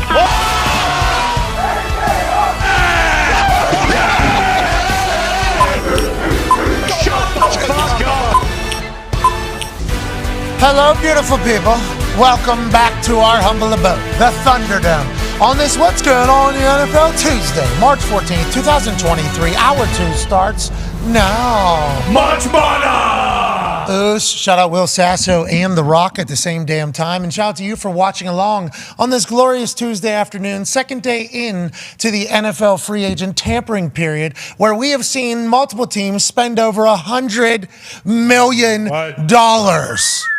Now, that's obviously total contract, not actually guaranteed contract, which is much less than that. But nonetheless, teams are putting up money to get better quickly. What will the next move be? Will we find out about the New York Jets and their future today? Or will we continue to ponder upon what the future could be for the AFC East? Speaking of the AFC East, a representative there with an incredibly dream upbringing being a fan. Oh, yeah. Basically. Yep. And then now staring down a potential time of being a fan. Patriots fanatic, Boston Connor. Boston Connor, how's it feel with all this news going around the AFC East that you guys are potentially the last and the worst team in the league and the division for probably the foreseeable future? What is that like? And do you think that's real? I don't think it's real. You're a little negative earlier. Well, no, why wasn't he? I mean, he was. He definitely was. Look, there's no doubt about it. We are definitely at the moment the last place team in the AFC East pending the Rodgers trade to the Jets. Or retirement. But, when I look back on it, you just said lifelong fan. What I've been able to experience as a football fan, as a sports fan, is something that people will never even begin to fathom. Okay? The Kansas City Chiefs, absolutely. They've won 2 Super Bowls. That's a lot. I've won 6. That's right. I've won 6. I got a Stanley Cup. I got a couple pieces of metal from the MLB. I've got a Larry O'Brien trophy. I have a bunch of championships, so I get it. And I know that now I probably took it for granted a little. Sure, I probably didn't live in the moment. I probably didn't have enough mana looking back on it towards the Patriots. Possible. And I regret that wholeheartedly. But when I think about Bill Belichick and I think about what he does, I think that he's probably waiting to see how the Jets play out because it's probably going to change how he attacks this offseason because Rodgers with the Jets is a whole different animal when you're looking at the AFCs. But when it's just Josh Allen and it's just Tua and it's, Zach Wilson, who no one in New York likes, per Schulte. Sorry to throw him under the bus. But we don't know. Don't know that for the fact. He's Allegedly with that situation. Waiting to see how that turns out. But no, I'm not completely out on it, mostly because, Patrick Mahomes, Joe Burrow. I get the AFC East. You want to win the division. What do we talk about all the time? You're trying to win the Super Bowl. Okay.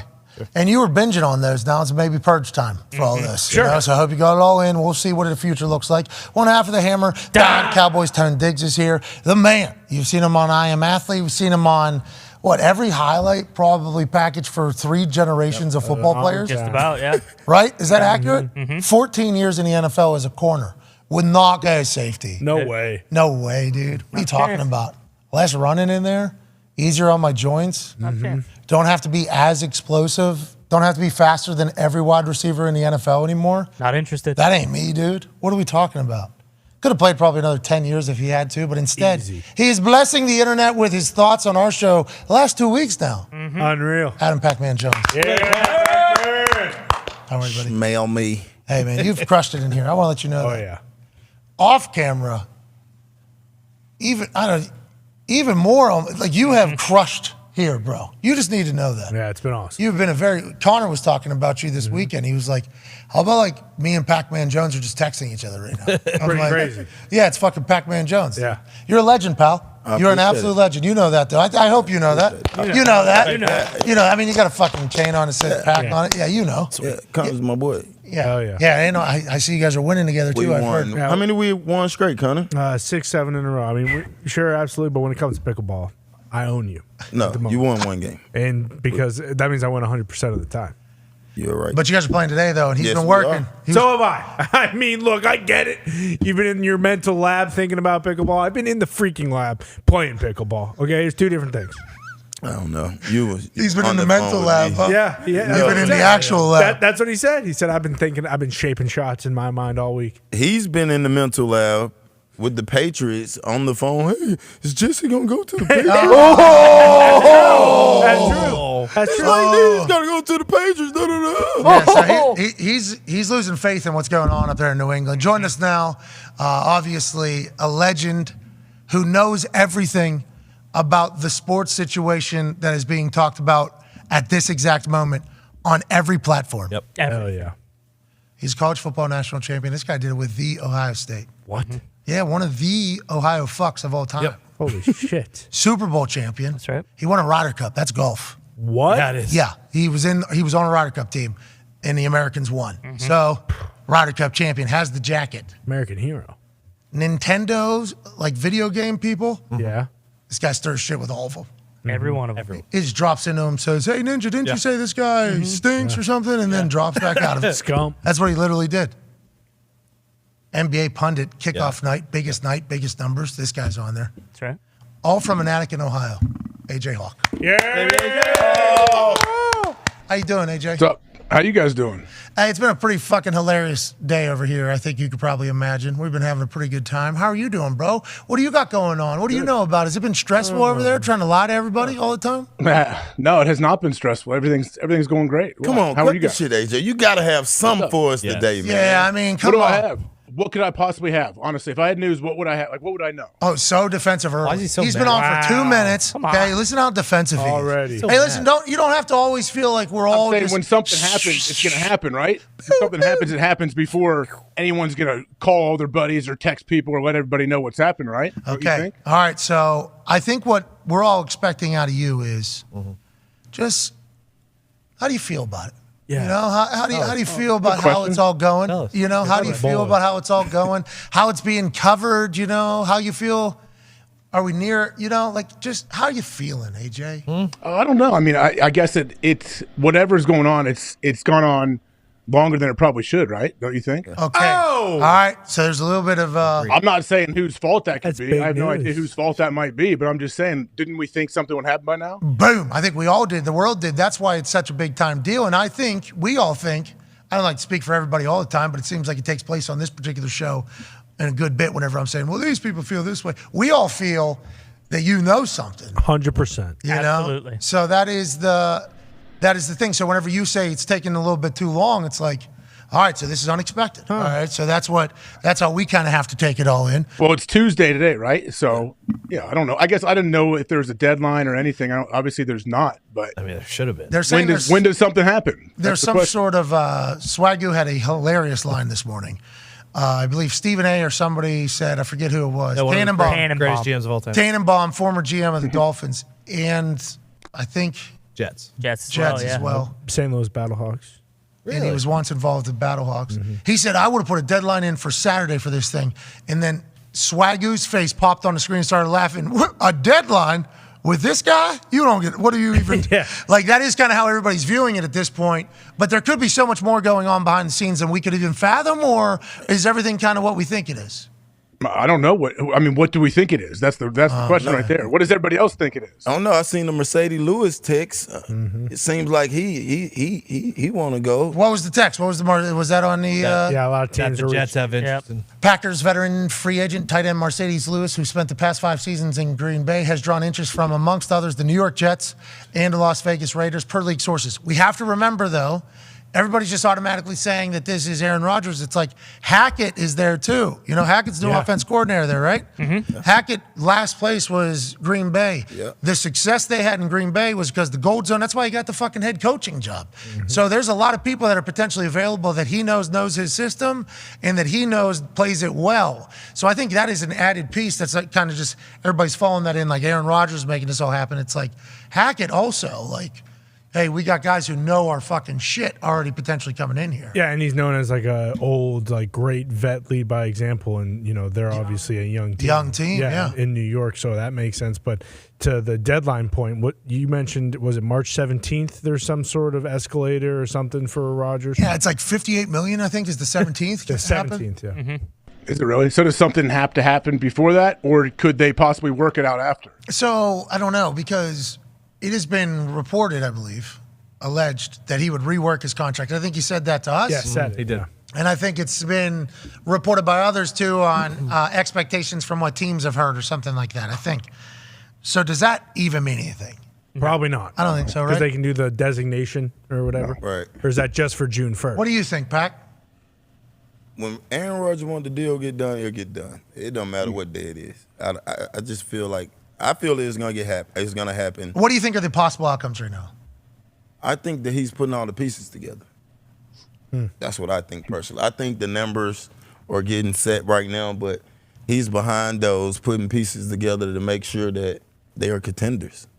And you got to realize once the owner or your agent called the GM and say, hey, look, we know for sure that Aaron is coming, the floodline is open to anybody that can play that want to be a part of something that got a chance to win the Super Bowl. We've seen that a lot with vets. I mean, look at last year, and Ndamukong Suh literally joins the Eagles to go on a Super Bowl run. Hey, why'd you do that? Signed late in the year, week 10, I think, week 11. Him and Linval Joseph. Maybe, same week they signed. Like, all right, we're going to go try to get a Super Bowl or whatever. It's like, when you get Aaron Rodgers, especially in New York City, AJ, if they were to get him in New York City with that market, with the marketing that is available off the field for like older guys, well-established guys that understand the game a little bit, it's like, it could be massive. That's why everybody's wondering why it's taking so long. I'm getting texts from Greeny like, what do you know, McAfee? I don't know what to do. What do I? You know, what do you pretty much asking me that? But don't they have to agree to a trade? Packers and Jets? Yeah. Yeah. So that's what I'm wondering. So they got to put that together, correct? They have to put that together to where, what if the Packers are like, hey, give us 6 first-rounders or whatever? And I don't want to like pontificate as if I would know the fucking answer to this, but I don't think the Packers have much leverage. Like I personally think that they don't. Whatever, I agree. Okay, so I didn't want to just like come out and say it, but I think what they're going to get compensated for Aaron Rodgers is going to piss off a lot of Packers fans. I think. But Packers fans, I think, are at the point where they're ready to like, okay, the time has come. Obviously, this is multiple times. Let's move on. But I think the compensation is not going to be what everybody thinks it's going to be because contract, and also there's zero leverage from the Packers standpoint. I don't think they have any. No, I mean, again, this isn't, like confirmed or we don't know for sure, but they've basically they're moving on to Jordan Love. Yes. So the Mark Murphy interview, right? Yeah. Don't you think that had a great career here. That was a big part of it. So yeah, I mean, in no world are whatever the trade ends up being, they're not going to reject it because they need this to happen in order to move on to Jordan Love. And also with Rodgers not doing anything yet, you assume that the Jets are probably okay with him taking a look at some of the personnel and he probably said, hey, with Hackett. Yeah, these 4 guys who I played with who are also, some of my best buddies and great locker room guys, I want you to do whatever you can to bring these guys as well. So until that happens, I don't want to sign and then realize that Lazard's going somewhere else. Randall Cobb's going somewhere else. Mercedes Lewis is going somewhere else. Because the lack of weapons has always been the conversation, right? Mm-hmm. And then they get a weapon, then they won't keep the weapon. They won't pay them. See you later. Go somewhere else. And like he said to us before too, it's when all the stuff came out about Romeo Doubs saying he never talks to me or whatever it was, that's what the Jets are a young team. He probably wants some guys he's going to be comfortable with, who he can do, who are closer in age to him. He's not going to be hanging out with Garrett Wilson. He's going to have to, though. He has to know that he's going to have to, though. That is something that's going to have to happen. He's going to have to meet a whole new group of people. I think that is a massive piece of being in a team. All these guys, though, that are young were coming on to Aaron's team. Yeah. Aaron's going to somebody else's team now. I think it is a different situation. But I can't say like the Hackett thing, I think is a big deal. Like with these signings. Like signing a guys that you've had success with that know your offense. Like offense coordinators are going to want to do that to begin with. Yeah. Let alone also adding in like, okay, and if we have Aaron, we can literally do the exact same. We're at level 10 already with this whole install that's potentially having to happen. And then Garrett Wilson, who's a dog, right? Dog, offensive rookie of the year. Brees Hall would have been offensive rookie of the year. Elijah Moore was very good. Yeah. This would be like kind of the dream situation that Aaron wanted at Green Bay. But now you're getting a top 5 defense, right? That defense, top 5 defense, a team, top 5 team. Definitely top 5 defense. Only thing they're worried about is the offensive side and for the Jets. The defense is pretty much set. What do you think Saleh said? You think Saleh said, you guys just give us, hey, listen, him and GM. Joe Douglas. It's probably if he give us a 1, if he play 2 years, we get, probably another one. Second. Maybe a I second. bet you something depending on how many years he played though. I mean, it's Aaron fucking Rodgers. Doesn't it depend too sometimes on how with those trades they'll work it out how far they go in the playoffs, if they make the playoffs, all that stuff depending on like what these other picks could be. Yeah, snap percentage. What do you know, AJ? Huh? I'm sick of it. I don't know. Yes, you do. Has it been interesting at night? Like whenever you? No, I don't get caught up. I don't care. What do you mean? No, like it doesn't affect me. Do you feel like anything you say though is potentially swaying like the history of the NFL? You know? No, nothing I say matters. Honestly, I'm not going to like. I don't have anything to say. Okay, so you're not like there's not a hey, what's your opinion? You know what I mean? There isn't more. I'm giving my opinion every time. I'm always very open and honest with my opinion. Okay, so when you do that, sometimes it could potentially leaking in, sway the way somebody. That's why somebody's asking for an opinion. It's like, oh, I would like to maybe learn. Whenever you're giving those answers, are you thinking for the good of the NFL? Yeah. You know what I mean? Are you thinking? Never. Come on. I respect. What would that mean to be thinking for the good of the NFL? What would that? I'm thinking for my buddy. That's what I'm thinking about, and you guys, but not the NFL and Big Raj. I'm just saying, Aaron Rodgers, best football thrower of all time, goes to the New York market and takes over and wins. He's the king of the world. With that same team. With all the same people that hated him. They have the pieces there, too, yeah. That hated him. Hey, when he wouldn't get when he had a 500-page report and he was ready. Uh-oh. Is that the holdup? Might be. But I'm saying a lot of people, I think, that are in that part of the world were sending a lot of tweets towards Aaron and me because I was giving him my platform or whatever. It's like all those Jets fans would be like, free thinker. I love him. Yeah, that's over with. We love everything about it. Guy wins another Super Bowl for us. We love him. Like I would really enjoy watching that like marriage kind of take place because he is like. It would be if Aaron went there and won and like. I told you, I went to that game with Mangold this year. When Mangold got inducted into the Ring of Honor, I was up in a box with all of Mangold's like people that have been coming to games for 30 years they can recall every single play for the last 30 years, and they were so juiced at the possibility of the Jets like being good that I was like, man, if you guys win a Super Bowl, are you all just like gonna quit your jobs and go live somewhere? Like you're gonna be the happiest people on the planet. Yeah. They really want a winner. Hell yeah. And if you are a winner there, you're going to get taken care of forever. Bingo. Like forever over there. You know, that team is going to take care of you for a long time. And the people that are a part of that fan base are pretty powerful people. Yeah. There's like a lot of opportunity there. You know what I mean? Like that is that's a real deal. Going to New York, the New York market. And we talk about some other free agents as well. And I assume when AJ and Aaron decide to let the world know, we will probably hear about it as the whole world will hear about it. Yep. I'm excited to see what takes place with that. But that New York market's a real sale. Yeah. That's a real sale for people, especially if you're a veteran, who is in the business world, like understands like brand marketing, handshaking, networking, things like that. That New York area is huge for people. That's why you always got to look at the New York teams whenever there's a big name, even if the teams aren't that great. There's a chance OBJ goes back to the New York Giants earlier was talked about. Right. If I'm OBJ, why would I go to Buffalo as far as marketing wise? If I have a chance to go to you hate the Buffalo Bills. No, I'm not saying it for that reason, but I'm saying city and market. He's a New York guy. It worked out marketing wise really good with the Giants. I think if he was to go to the Jets, If Rodgers there, I think that would be a big thing too. What He is won Son? 20. He won 20 million. Every situation is different though. Like 20 million might be for the Cowboys.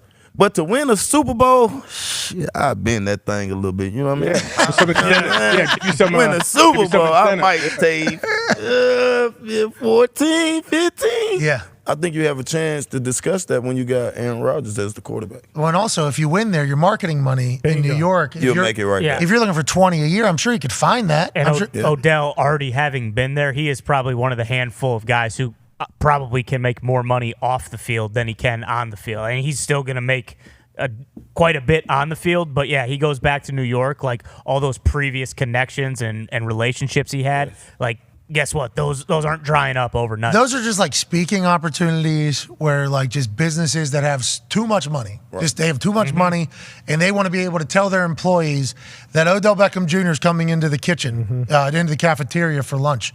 Like those types of things pay grotesque amount of money for people, just so the businesses can flex pretty much that they're able to do that. Now I don't know what's going on with all the bank situation. Wow. Yeah. You know what I mean? I don't know what Different that. I story. don't know how the Careful. marketing is right now in some places, but it's that New York market money can be taxes are real though over there. For sure. So that's a whole nother avenue that you have to talk about. But I did see Sauce Gardner say that there's package deals all over the place if Aaron comes here with Breece Hall and Garrett Wilson. Then the next day he was FaceTiming with OBJ, wasn't he? He's FaceTiming with OBJ. We saw OBJ's hair before his workout on the FaceTime with Sauce Gardner. Now maybe Sauce was just wishing him luck and saying, "Hey, I'm supportive," but it was eerily close to the old package deal thing with Aaron signing there from Sauce's Twitch account. We have an update from Diana Rossini here. Aaron Rodgers has provided the New York Jets with a wish list of free agents he would like them target and acquire per sources. It includes Randall Cobb, Alan Lazard, Mercedes Lewis, and Odell Beckham Jr. Okay. Okay, so we were all right. So We we're was right. That was perfect. Hey, okay. Look at us, Right dude. on the money. Makes sense. AJ, what do you know? You know something, AJ. You know Come it. on. So are you telling me that they're going to sign Lazard and Odell Beckham Jr.? Yeah, I don't know how that's going to happen business-wise, and they got to sign Aaron. That's a wish They list, have though. to. Get them. That I is a like wish it list. says wish list. It says wish list. Didn't Aaron even say on here though he's not going to like hold anybody hostage for play? Like he obviously has guys he wants, but he's not going to let it ruin things. What if he comes out and says, "I'll play for $1 million. Just give me"? It'd be nuts. He wouldn't, obviously. He said rework, not renegotiate right. his contract to figure that whole thing out. But imagine if the Packers start attacking like the first rounders with weapons and everything, completely opposite of what they've done. Yep. And Aaron decides, like, yeah, I don't need any money to go do that. It's like two jaded exes, like, fuck them. No, sure. fuck them. Yeah. Like, I'm going to do the exact opposite thing. The thing that would have made us completely good together if we would have just done that at the same time. That would be amazing if that was going to take place. How are they going to handle that up business-wise? I don't know. Well, You said wish list. You're saying that doesn't mean wish list means, hey, you did good. You did good after. That's If we can get some of these guys, these are my key guys that I would like to put in the puzzle. That's interesting. Well, and we saw it already happen with Odell when he won the last Super Bowl. Like, if they all decide, like, hey, we're coming here to win the Super Bowl, what if they all have incentives? You know, you make the playoffs, obviously, make the AFC Championship, make the Super Bowl. Like, OBJ's contract with the Rams was strict. I think his base was like $1 million, and then everything else was strictly team incentives. And what did he get up to, like 6 or something? 6 or 7 million, yeah. Yeah, that's And a he hell of a And he run. got all of it, obviously, yeah. Dude, if he wins that MVP, could you imagine the OBJ brand? Oh, my God. Dude, he was wide open all the time in that Super Bowl. Scored the first touchdown. 50 yards in the first quarter. Didn't you put him in your top 5? Oh, yeah. How He's come? Just definitely- because he's so fast? No, just because he's in and out of breaks. You ever seen his ass kick a soccer ball or the soccer stuff that he do? Yeah. He's the closest to Chad to me. Chad was probably one of the best when I seen footwork and at the top of the route. He was doing all that shit before it really started. You get what I'm saying? Oh, Playing Joe. basketball at the top of the route. You know, most wide receivers are getting to their spot, speed, ball be there. Chad had a chance in Cincinnati to play with a lot, and that's what the game is going to now. It's quick, it's fast, it's no Did huddle. you see that Prince of Macklemore video? You think OBJ still got it from that video or no? I think OBJ still got it. That's tough though, right? There's a couple now. Yeah. Post ACL. Well, And then the- one the was a one was failed bad, one, right? botched. Yeah. It was a failed ACL. We see what happens when guys take an entire year off. Here it is. You think that looks good? That's standard OBJ right there? You would know. You can go back to the beginning. I mean, he snagged that fucking thing. Yeah. He says, good ball, boy, too. That was a tight spiral. Easy to go. Decent route. Decent route. But it all looked good right there till you running beside him to see how fast his ass is going. Yeah. Oh, yeah. You know that. You can't tell right Yeah, that's. And when you out there, you know everything is like this. He looked pretty good right there, though. Yeah. Whenever somebody just runs right, healthy. Does that ever happen? Yeah, You just definitely look really healthy. guy just ran right by you? That ever happen? Happen all the time? Yeah, he got me on a double move, man, and did the Frankenstein on me at New York, too. I seen this fucking play 3 times on film, too. All right, you knew what was coming. I knew it. I knew it was coming, and I was being greedy. Yeah, he got me on that one. Oh, because you wanted, I jumped. It was a double move route. Yeah. And he, Oh, yeah. Oh, yeah. Remember that? I do. yeah, he got me on that one. There's not too many that get to do that, you know. Well, and if he's a step slower, it's obviously a big deal. But when Rodgers is putting it through a keyhole, wherever he's gonna be. Yeah, as long as he uses those, because he's got probably 4x, 3x. Yeah, exactly. D-Hop's got 5x. Some of those dudes, AJ, it's actual bananas. It looks like D-Hop, I can't believe 5X for D-Hop. That was crazy. The pictures. I never saw that. They had the ripped gloves. Somebody posted the picture as soon as we talked about it with him. Those things had a big hole right here. It was just like, I don't even know how he's catching the ball. That was like there wasn't a lot of slack in between the. I mean, it's unbelievable. That video, the Hail Mary of him going up through there and his hand being 4 of the other people's hands. You should try to guard him a full day one-on-one. Oh, my God, we had some battles. Hey, their offense was, fuck it, we'll just throw it to D-Hop. Every play. Yeah. Yeah, we played. Is he getting traded? Right. He's a great wide receiver. I ain't going to say he's the best route runner, but he know how to get open. He know how to use what he's good at to get open. And he go up and get the ball. He don't miss too many balls. Like, you ain't going to see him drop. He don't drop too many. He might drop one every now and then, but he can catch the contesting balls, and he gets separation with using his body, pushing off. We had some good battles. Yeah, he's fun to watch. Yes. And that Cardinals team was much different with him playing versus whenever he wasn't playing. To your point, it was all understood that he was getting traded pretty much. And then when we had him on, there was people surprised that he was maybe going to get traded. And then he hasn't been, and there hasn't been a lot of chatter. Tony, has there been any talk about No, this? not that I've seen. Not on what he's. It's basically all been free agency stuff right now. What's going on, AJ? What's going on? I don't know. It was weird because I thought it was everything I read was like, okay, yeah, they're looking to shop him, or he's probably getting traded. But then the fact that was kind of like news or a big deal that I don't get it. I don't understand. If I'm Arizona, I don't want to get rid of him. I know that much. If I'm Kyler, I don't want him going. Yeah, you want him on your football team for sure because he's a good football player. If you're Monty, right? Monty Ostendorf. Yeah, the new GM. Yep. The way the contract goes, like if he's trying to rebuild the team, like for him and like what he sees it as and what we need and everything like that, and from his point of view, it would be the right time to move on because you would get the contract hit out of the way next year, and that would still suck for your football team that you're paying a quarterback a lot of money and you're out of that, but then you're completely out of it that next year to kind of open up a little bit. With that being said, this is always what's talked about. Like you can still get something back in return at this point for it. It's like, yeah, but you don't have him playing for you. Like that team is obviously better with him on the team than when he's not on the team. So it's like, are you going to let that be one of your first moves as well? We're going to move on from a guy who made all of the plays for us. He had 14 catches his first night back. Right away. 14 catches first night back in the game. And then the year before that, whenever he got hurt, they scored like 0 points. Fell apart. They were scoring like 28-30, 28-30, boom, boom, boom, boom, boom. He gets hurt. Nothing. Actually, no points. And it's like, he's a weapon. I don't know if you just want to let that guy walk out of your building, AJ. Well, I mean, I don't want him to walk out of my building, no question. But is it right where I read that he doesn't have a no trade clause now? Yes. He can't exercise a no trade clause. Yes, because of the missed games last season. And so that voids that? Okay. That's a give-take sitch. So they could send him anywhere, though, and he can't say anything about it. Is that what that means? Yeah, I do believe. But, like, let's assume he could really work it if he had to. It'd be a lot of drama. Wherever he goes, traded. They should try to do right by him. Like, teams generally should, especially new GM. I would assume he wants to do right by a great player like him. Really? The football gods, remember that type of shit, I think. I mean, that's not good Other business, players hear maybe, about but it, maybe, too. I don't know. It's just good karma, I think, is a good thing. Yeah, but, I don't think Arizona gives a fuck. But does it matter that the wide receiver market is what it is? Like Jacoby Myers being one of the more highly touted guys, him getting $7 million guaranteed a year. Like, is that wise because the wide receiver market being down? Yeah. So I don't think that compared to D Hop though. I am good friends with D Hop. Yeah, I called him yesterday, but I don't know nothing either. What? Whoa. Press him, AJ. Whoa, AJ. This guy knows something. We know you know what. This guy knows something. I'm just thinking where D Hop is in his career, he want to go somewhere where he can win. I don't think he want to go through a rebuilding year. Yeah, I understand that. Yeah. And is that what you think Arizona's going to have to do? They're paying a quarterback a lot of money to go through a rebuild year.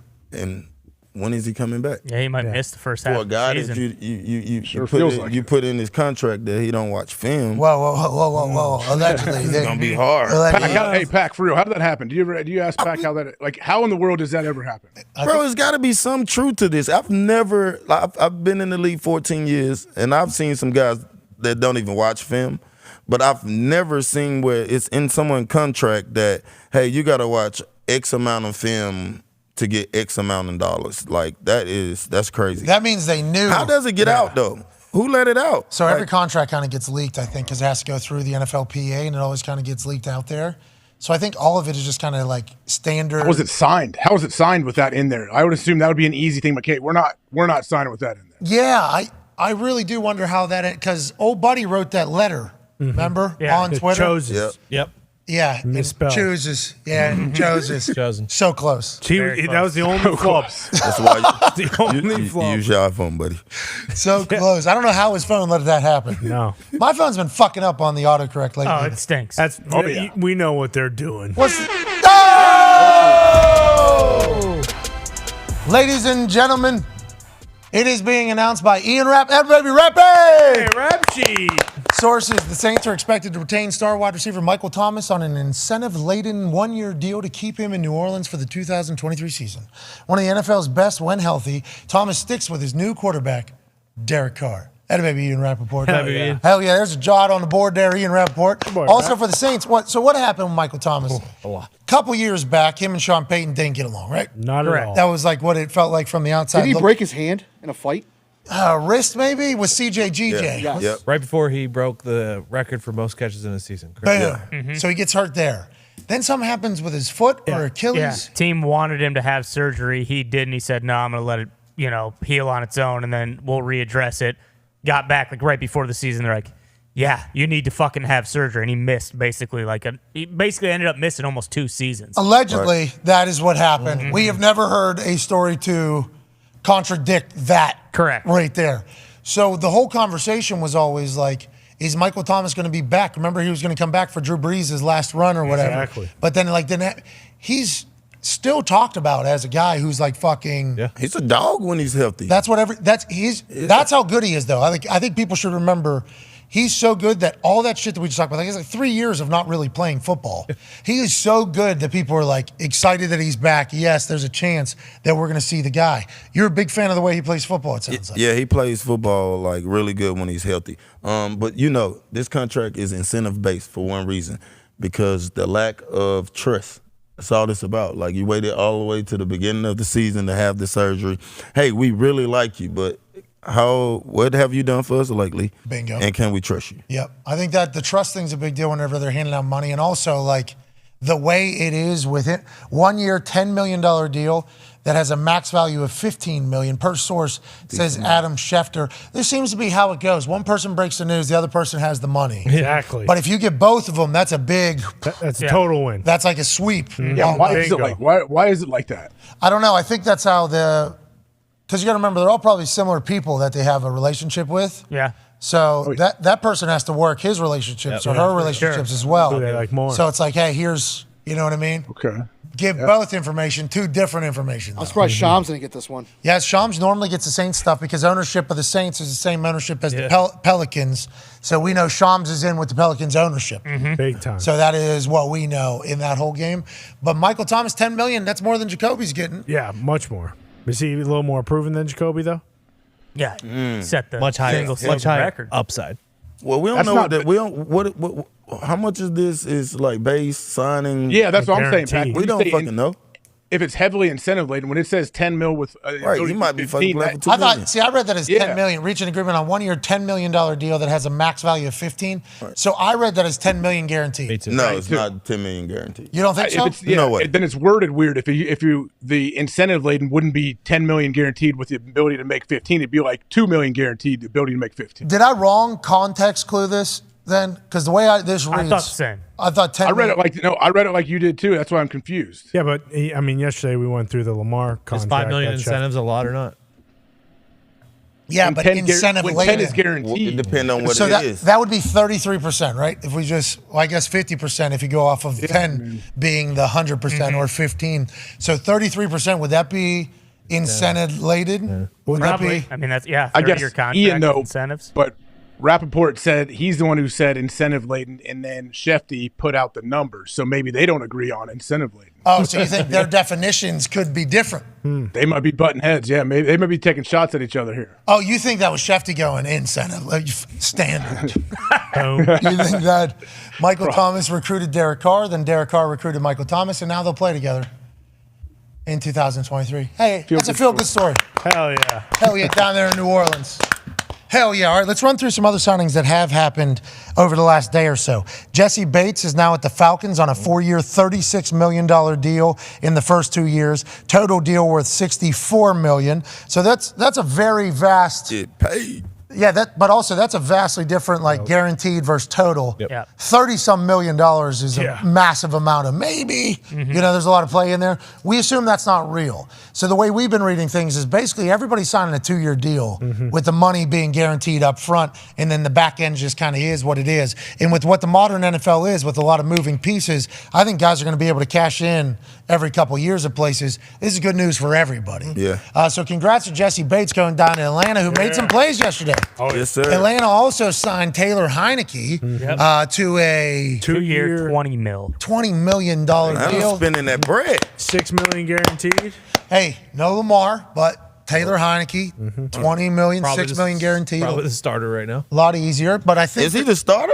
people are alluding to Ritter being the starter, Heineke being the backup. But that's I don't. What was Ritter? I mean, because then you're paying Heineke more than Ritter's I watched making, with right? my eyes Yeah. him play last year. One is much better than the other. hey, Heineke's a winner, isn't he? Yeah. What do you think about Heineke? What do you think about Heineke? I think he's a good quarterback. I don't know if he's the face of a franchise, but I do think he's a good quarterback. Oh yeah, I agree with that. Face of a franchise. Wait, the guy's in. I'm saying the Falcons. The guy's Falcons need a quarterback. Oh, you're talking about him zenning down. You're talking about with the Jays. Remember, he buys Jays. Oh yeah, when they win. Buys Jays for Colors of the everybody. team they beat. It sounds good. Hell yeah, that's, Sound really good. They beat the Eagles they did. Didn't they beat the Colts? in Philly. Scary Terry. What was that last play of the game? Pretty much 65-yard bomb to Scary Terry with like 15 seconds left, and then they scored to beat the Colts on. Marvel Day. No, it was a guy went in Flashback day. Oh, Tarek Lenz. Chris Ain't. Tarek Lenz. Yeah. Ring of Honor Day. It's Yeah. homecoming day for the Colts. Yep. Ring of Honor Day is homecoming day for the Indianapolis Colts. Jim Irsay picked the Commanders game for that particular game. Of course. Tarek Glenn, beloved in Indianapolis. What a vibe in there. A lot of legends in the building. So many. Peyton was there. Edge was there. Bud. Reg was there. Budge. Vinny. Vinny was in there. Dallas Clark. I believe Marv. Jim Marv. Harbaugh. Marv was there. Yeah. I think Marvin Harrison was there. Jim was there. Jim Harbaugh was not there. His name was there up in the fucking Ring of Honor. Jeff Saturday was there. Yeah. Before. But not. not as head coach. No, he was just there. Like, hey, good to see you. Is Jeff back on ESPN now? I think he was fishing the last time I seen it. Yeah. He's taking 5. I don't know. I think he's taking 5. Taking 5. I think he's going to take a few laps. But then fucking Heineke and Scary Terry just stole the just ruined it at the last second. Everybody goes home miserable. That's what the Colts are. That's where we're at right now. That might have been the beginning of it all. Like that might you didn't really help. you wouldn't say maybe a couple years ago with Carson or the year before that. What are you talking about? The year before that. I'm talking about last season, the way last season. Oh, okay. I'm saying that might have been when it was all like, what are we doing here? What the fuck do we got going on? Yeah, for sure. Well, because that was right after the Chiefs win, right? Colts going to be? They're supposed to be good. Got a lot to figure out over there. Yeah, Matt Ryan. We just paid a kicker. We got a kicker, Matt Gay. All right. Welcome to Indy Gay. Welcome to Indy, Matt Gay. He got paid $22.5 million, I think, over 4 years. Yeah. Really? Good deal. Okay. Third highest. Who knows what the guarantee is, though? Because for kickers, it matters the most. The what is the guarantee matters absolutely. Because you're like 2, 3, 4 shanks away at any given moment from, all right, hey. Get the fuck out of here. Good run. Do kickers have incentives? Oh, yeah. I had a couple incentive elevators, escalator things. Pro Bowl was one of them. Okay. Average was one of them. Net was one of them. Inside of 20 was one of them. So my rookie contract had inside of 20, average, and net. And I had to hit 2 out of 3 of them to hit $1 million escalator or whatever for the next year. Rookie year, we're playing in Buffalo, blizzard, snowstorm. Nobody else on the team cares. Remember, we're trying to lose that game. That was the year we were completely undefeated until we benched everybody. And then we lose to the Jets and then the Buffalo Bills. And we end up going 14-2, let the Jets in, beat the Jets, end up at the Super Bowl, lose to Drew Brees. That was my rookie year. So I just got dropped in, undefeated team. We could go undefeated if we wanted to. This is what the NFL is. This is fun. You know what I mean? I'm having a blast. Nobody knows who I am. I'm just kind of, doing my whole thing there. And we go into that last game, and it's a blizzard. And you got guys eating sunflower seeds. You got Peyton Manning doing his thing. You got people chugging out of cans on the sideline. Like all my friends, and I have to hit a 45-yard average that day, and I have to have at least 2 inside of 20 or 1 inside of 20 for $1 million the next. This is the biggest game of my life. Yeah. Like this is actually $1 million game right now. Like, and it's snowing sideways. Nobody gives a fuck. I'm like, can we please? No chance. Can we just take it serious? Hit it. We did it. Let's go. We did it. We did it. Hell yeah. Got a great bounce in the middle of a blizzard. Did not expect it. T.O. took one, I think, that night, like 60 yards down the sideline in the snow against us. He was phenomenal, huh? He was a dog. He's a physical freak. Yes, he is. Is he always going to be that way? I feel like there's a chance. I saw him jump over a guy in a softball game. Yeah, T work out every day though, man. Like he one of those guys. Like he intrigued about what he eat. Like he's very picky on what he eat. I've never seen him eat a fried nothing. I come in there with hot wings and French fries. Right. Hey, buddy, Right. what's up? Pac, why are you eating that during the season? Like he don't drink during the season. Like he was a real pro when it came to his body. That sounds like AJ. AJ's what, 30 minutes every morning? What what could you, AJ, you're trying to just become always freak shape just in case you got to go, I enjoy moving around. You have to. If you stop moving, you die, man. You know that. Whoa. Tell it to You're the right. whale. Damn, When old people just like that. when old people just park it, that's when they start to die faster. So, See, a lot of people retire and then, I enjoy it too. Mentally, you need to throw some weight around and do some cardio. What time's the alarm this morning? What time? It differs. Anytime, it's actually harder for me to get up. The older I get, the harder it is for me to get up. You didn't say a single answer right there. Between like 5 and 5:30. Okay, 5:30. We're going 5:05. We hitting the snooze. What is the alarm sound? Bang, bang. Yeah, it's the old iPhone deal. Yeah, I've gone through a lot of different. I had the vibrating alarm for deaf people that did not work great because I would knock it on the ground. It's bouncing all over the place. That one was not great. A scene. So right now you're bang, bang, or do you have a song? iPhone terrible. No, the terrible iPhone default alarm. Okay, is that right next to the bed or is it like away from the bed? I heard some people speaking that they actually put their alarm like in the bathroom. Get up. Ooh. So they have to get up and go get it. I'm like, so your phone is in the bathroom all night? They're like, yeah. I'm like, I don't know. That's dumb. I don't know if I can do that. I don't know if I can have it that far away, but that sounds smart. Do you hit snooze? Yeah, I'm not scared to. Yeah. Me too. I'll hit snooze. Couple minutes. Couple times. One of my first meetings in West Virginia, Rich Rodriguez told me that Tiger Woods never fucking hit the snooze button. And that's what you need to fucking be. Good for him. Literally, since that meeting, every time I hit the snooze, I say, I'm not Tiger. And I just 9 more minutes. 9 Girlfriend more must have been minutes. hitting snooze. What's that? Nothing. Oh, What'd you say? Oh, you son of a bitch. Oh, He's going through a public breakup. I feel bad for the guy. She's man. still at the airport. I think. Allegedly, Allegedly. reportedly. It No, is very- we do not need to dive True. into any more of that type Don't of want to be on I will Tiger. tell you that right now. Don't want to be on I'm not, Tiger I'm not shit list. slandering anybody. No, you sure sounded like you were trying to. You just did. You did. Little bit. Little bit. Nah, a little bit. Hey, what bit, happened with little Schulte? With Jordo? Jordo, he predicted that Aaron's going to the Jets, Lazard's going to the Jets, and they're going 12-5 next year. That's what Jordo did. That's what I took away from the conversation. Did I miss anything? Nope, that was about it. Do you get anything? No, he broke some news, I thought. What's that? What's this Inception type shot you guys have going here? Oh, yeah, just trying to make him feel more comfortable. Yeah. That's Is it? all. Yeah, I think he felt more comfortable. He kept going. He didn't allude to it once, so There was he one thing wasn't I didn't like uncomfortable. about the conversation with Schulte. What's that? A lot of times we have these conversations with insiders. They're looking at their phone their entire time because, they got people texting and calling them. That boy was locked in the entire time right with us. He has an 85-inch TV behind the camera looking at his phone at all times. Okay. He's also, he's mirroring his Yeah, phone at all on times, his yeah. TV. So he's studying anytime Okay. he's on. So, like, when a text notification comes in, Boom. that's actually like 85 inches big. across the top of the TV. That's Sweet. smart. He was pretty right by everything he said, but I think the Jets win the division at 12-6. Okay, I like what you said there. He's going to like what you said there, too. Yeah, big time. This is what we have to do, though, with Schultz versus every other insider, though. We have to have a full breakdown. Everything he says, you must take with a grain of salt. He's on the road, though. He's not there yet.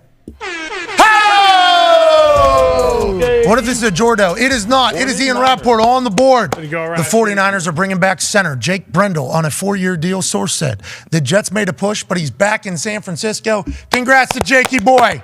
Hey, baby Jake. Hey, baby Jake Brendel. Big guys are getting paid. Why? Especially in that system. I mean, we don't know what he's been paid. Obviously, we'll wait for Schefter to have the numbers because this is how this game has gone. One has the break.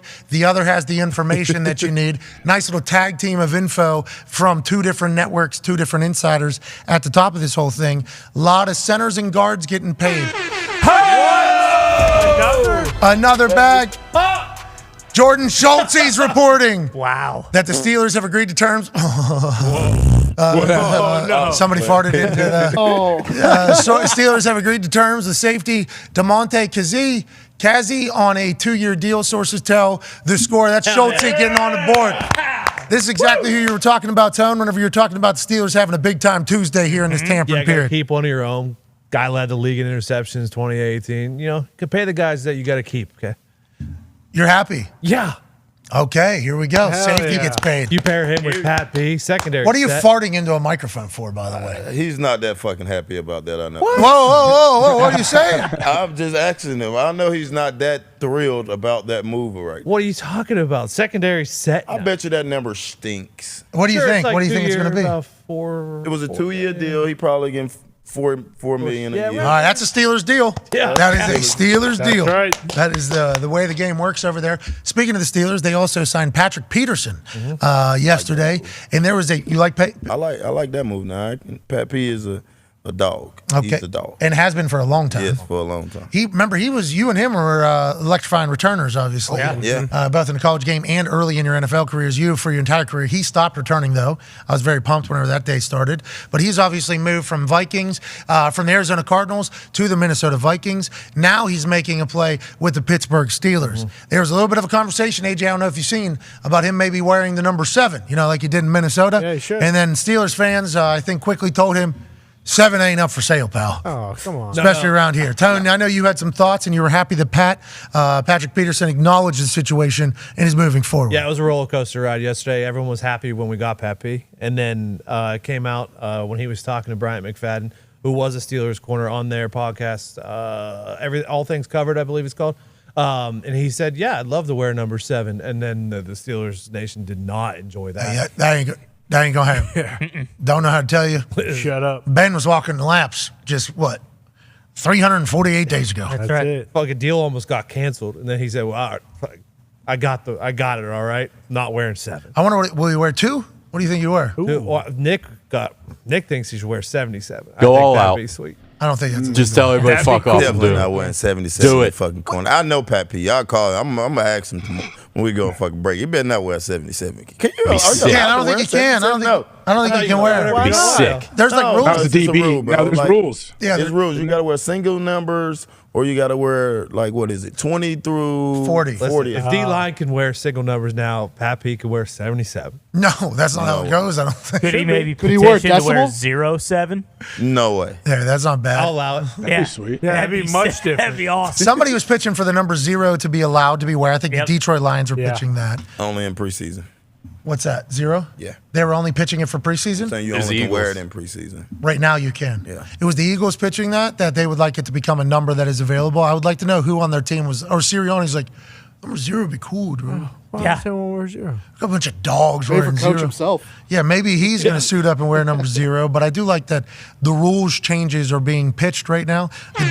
The Detroit Lions want to change everything about the review system. I love Yep. Yeah. There's a bag that has been handed out. Ari Mirov is reporting that Jaguar safety and core special teamer Andrew Wingard.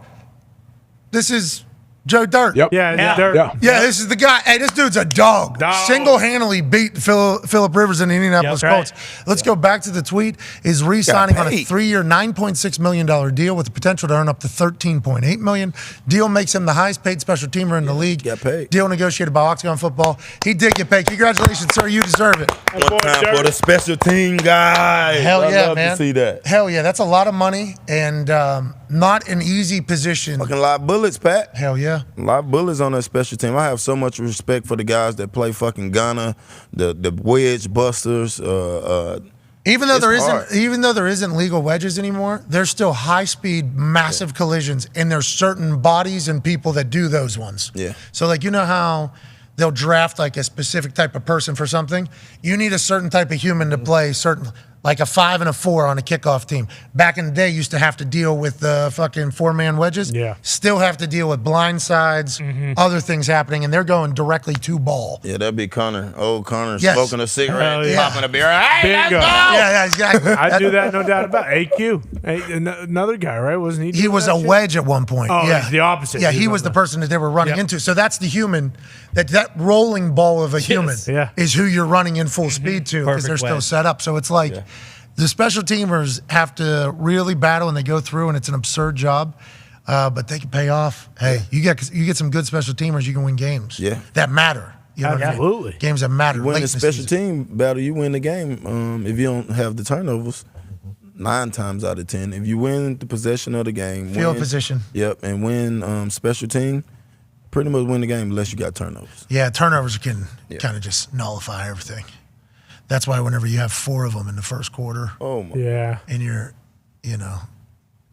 down 27-0. Yeah. You still think to yourself, we can come back and fucking win this game. We It's can do Chargers. this. No big deal. And then they did. How about when that happened, dude? There was I would like to see the stats of that game with what history tells us, with the amount of turnovers, when they happen, how they happen. Do they score off of those turnovers? Like what the record is? They got to be one of the only ones in the history that accomplished what they accomplished this past. Did anyone make a ton of money live betting that game? Oh yeah. I would assume there's some. did. Yeah, for Oh sure. yeah. Well, Florida doesn't have legal. Does Florida have legal? No. I don't think so. Or California. So who's Jacksonville?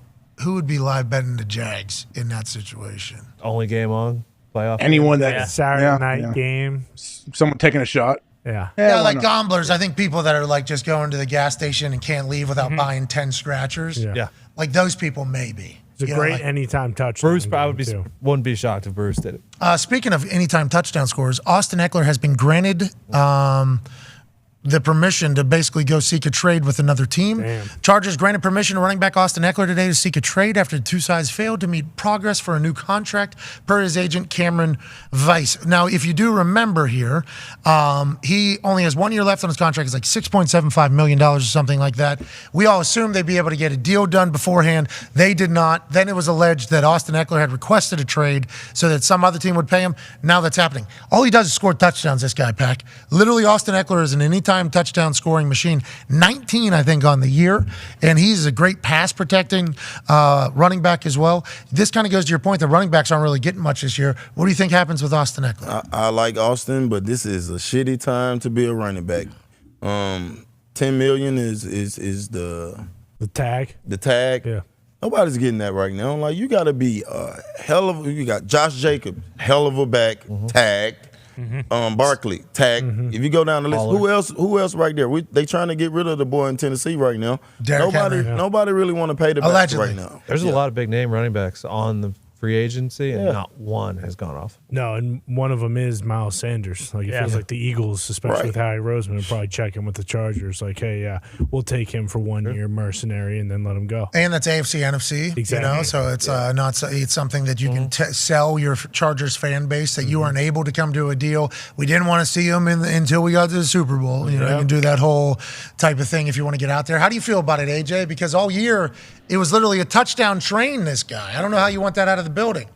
Yeah, Eckler's he's unique in how many touchdowns. I feel like he continues to score. Also, his durability. Like I think we said yesterday, he's played the last 2 seasons, hasn't missed a game, especially with how physical this dude is. But I mean, is there any outside of who Zeke and Derrick Henry? Does anyone have big monster contracts at the running back position? No, and Dalvin Cook was getting shopped there for a second, right? Because he's making like 8 or 9 or something. Scared to commit past 2 years to running backs. I feel like. Yeah. And Dalvin was potentially available. He's a dog. And that is allegedly a rumor on the internet by some of the fake accounts that, maybe the running back market is slow because everyone's checking in on Dalvin and they're trying to get him first. But another guy who signed a deal and then got cut immediately, Leonard Fournette. You got 3 years, 39, and then 1 year into that contract cut.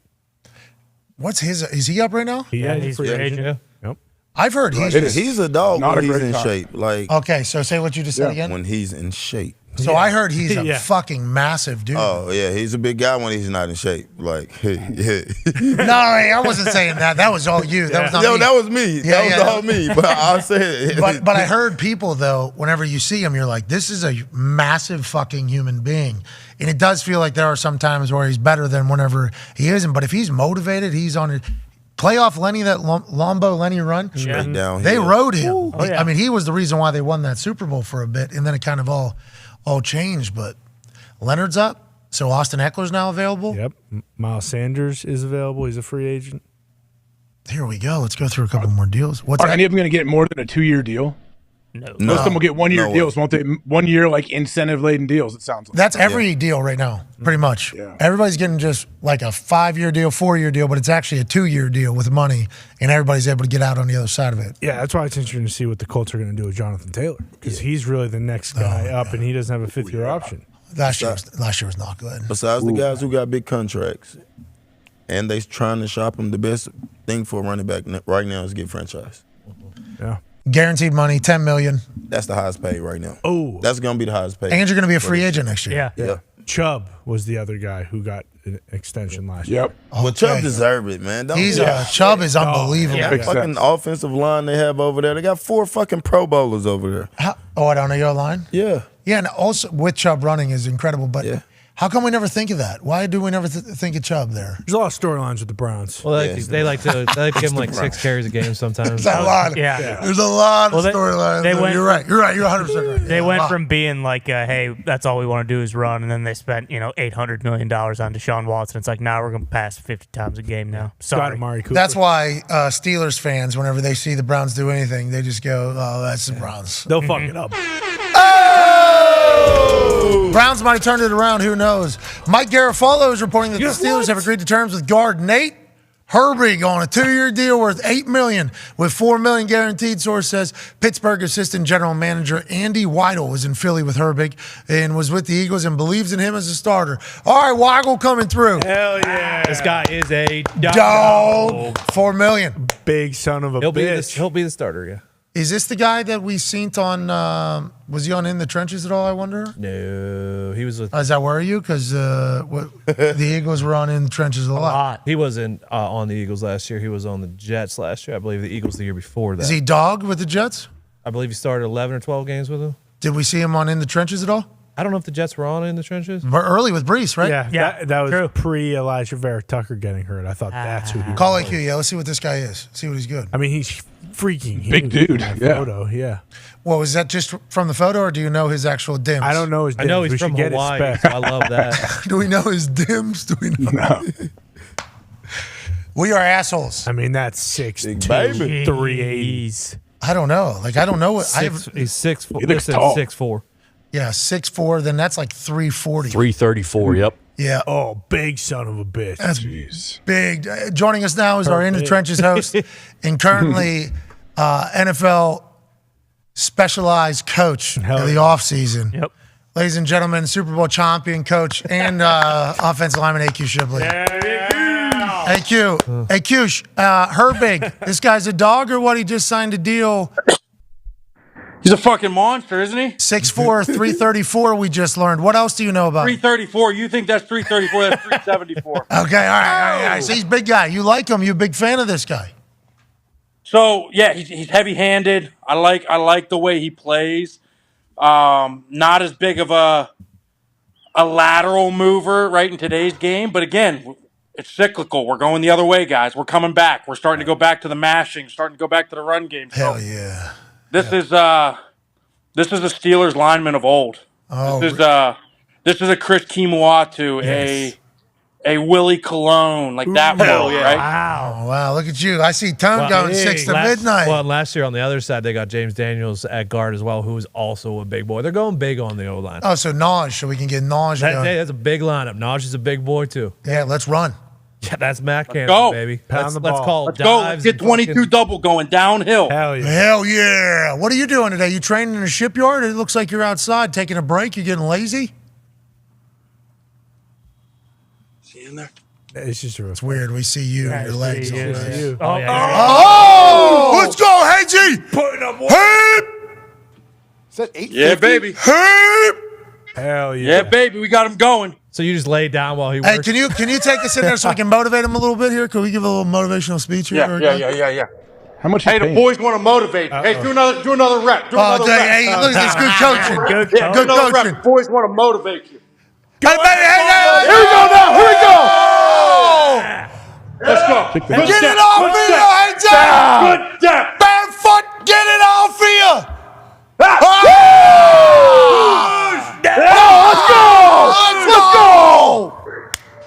Hey, baby, Hagee. Way to go, Bobo. They're paying guards and centers now, Bob. Keep working. Yeah. Hey, man. They are. We're getting them going. Hey, Shaq traded.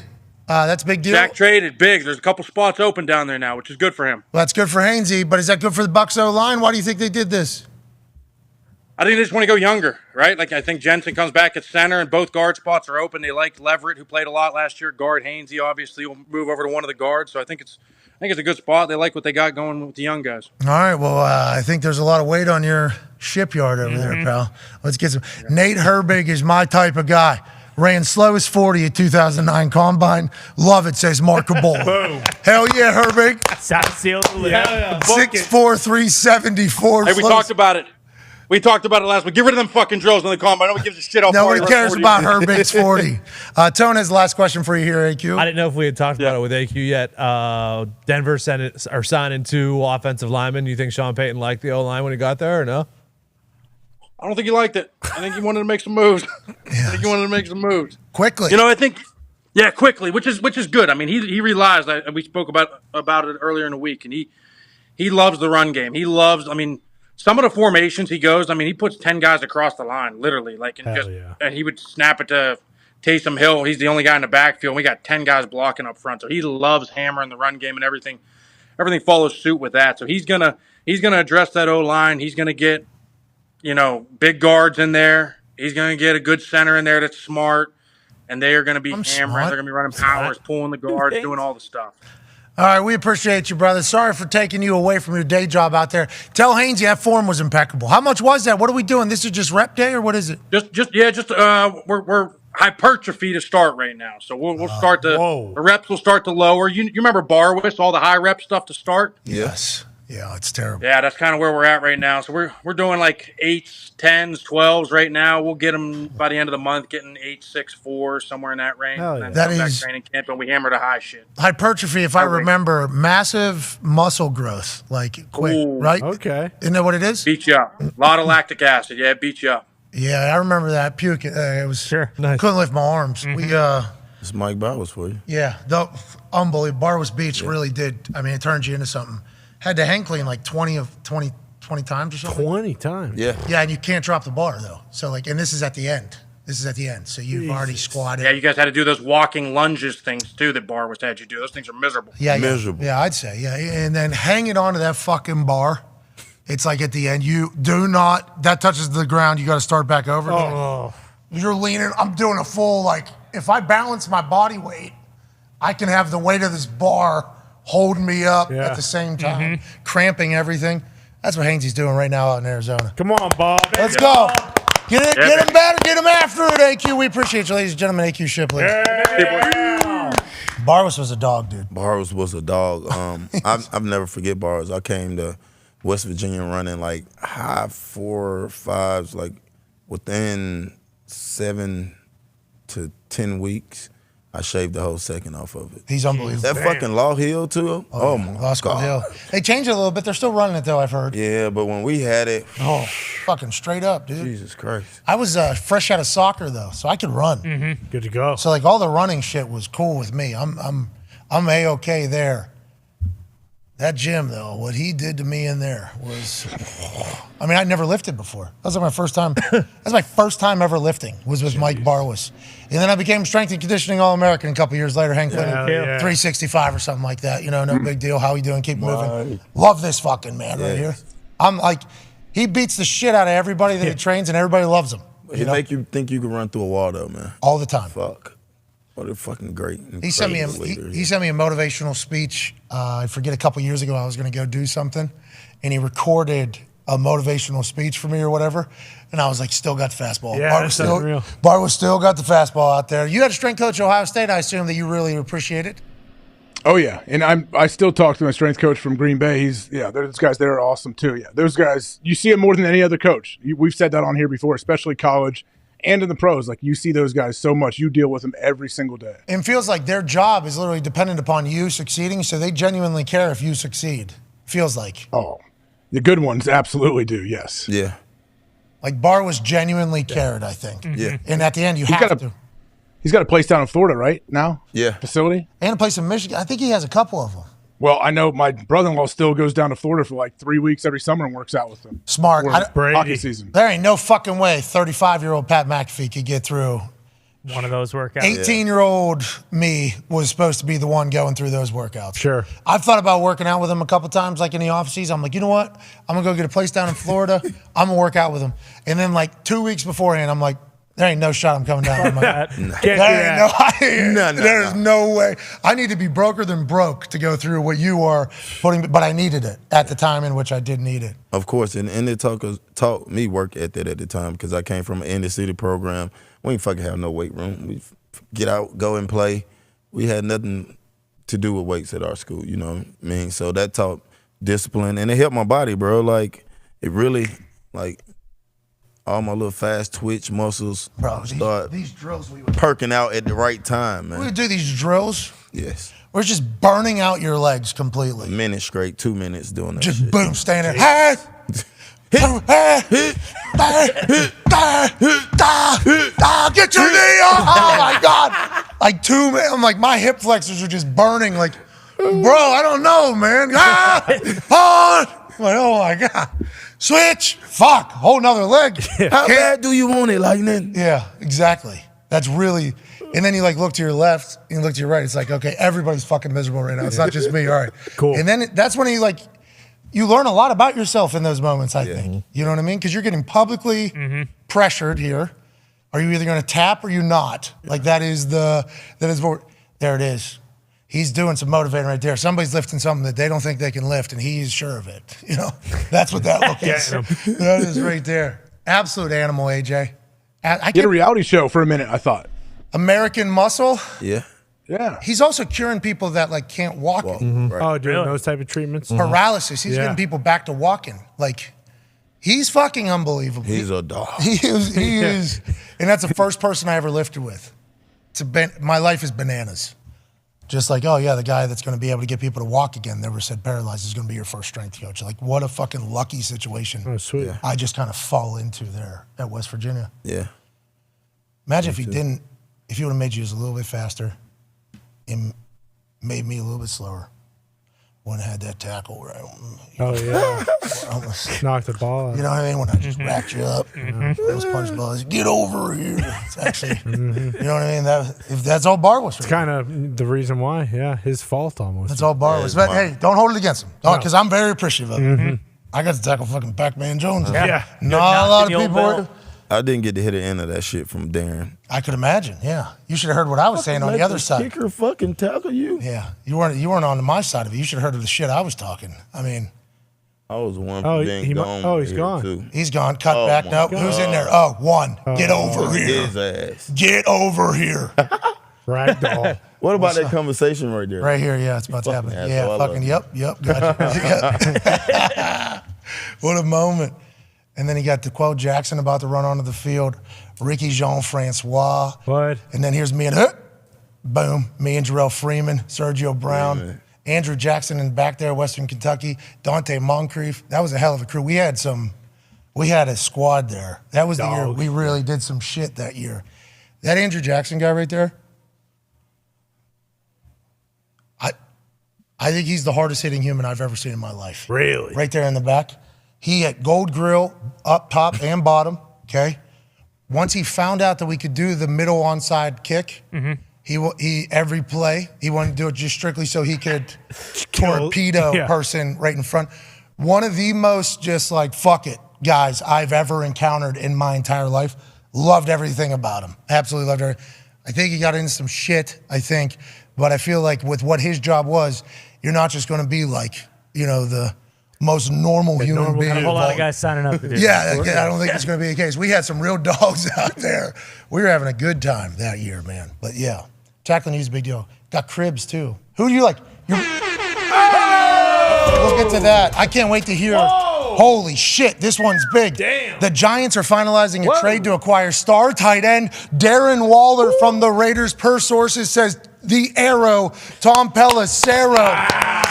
Darren Waller's contract has been a conversation with the Raiders, and obviously he's an absolute dog on the football field. He was their only offensive weapon there for like an entire season. Last year, when Devontae Adams comes, they weren't able to really mingle with his contract situation looming. A trade we thought was going to take place or an extension, boom. The Giants now pick up Darren Waller, an absolute superstar weapon at a tight end position. Also a good rapper. Oh, yeah. Got an album, going to do well in the New York market, I do believe, off the field because of everything he's accomplished and done, and his story is a fantastic one. And now Danny Dimes, Saquon Barkley, and Darren Waller are the offense for Dayball. Unreal. How do you feel about it, Brucey boy? I saw you come jump up onto the stage there. You have something to say? Fucking unbelievable. Oh, yeah, dude. Absolute number one for us. I mean, we got Daniel Bellinger, too, so really two tight ends that are both, amazing. Oh, yeah. This is awesome. All Can't right, believe it. Congratulations to the Giants. You like this move there, Peck? I love this move. Two tight end.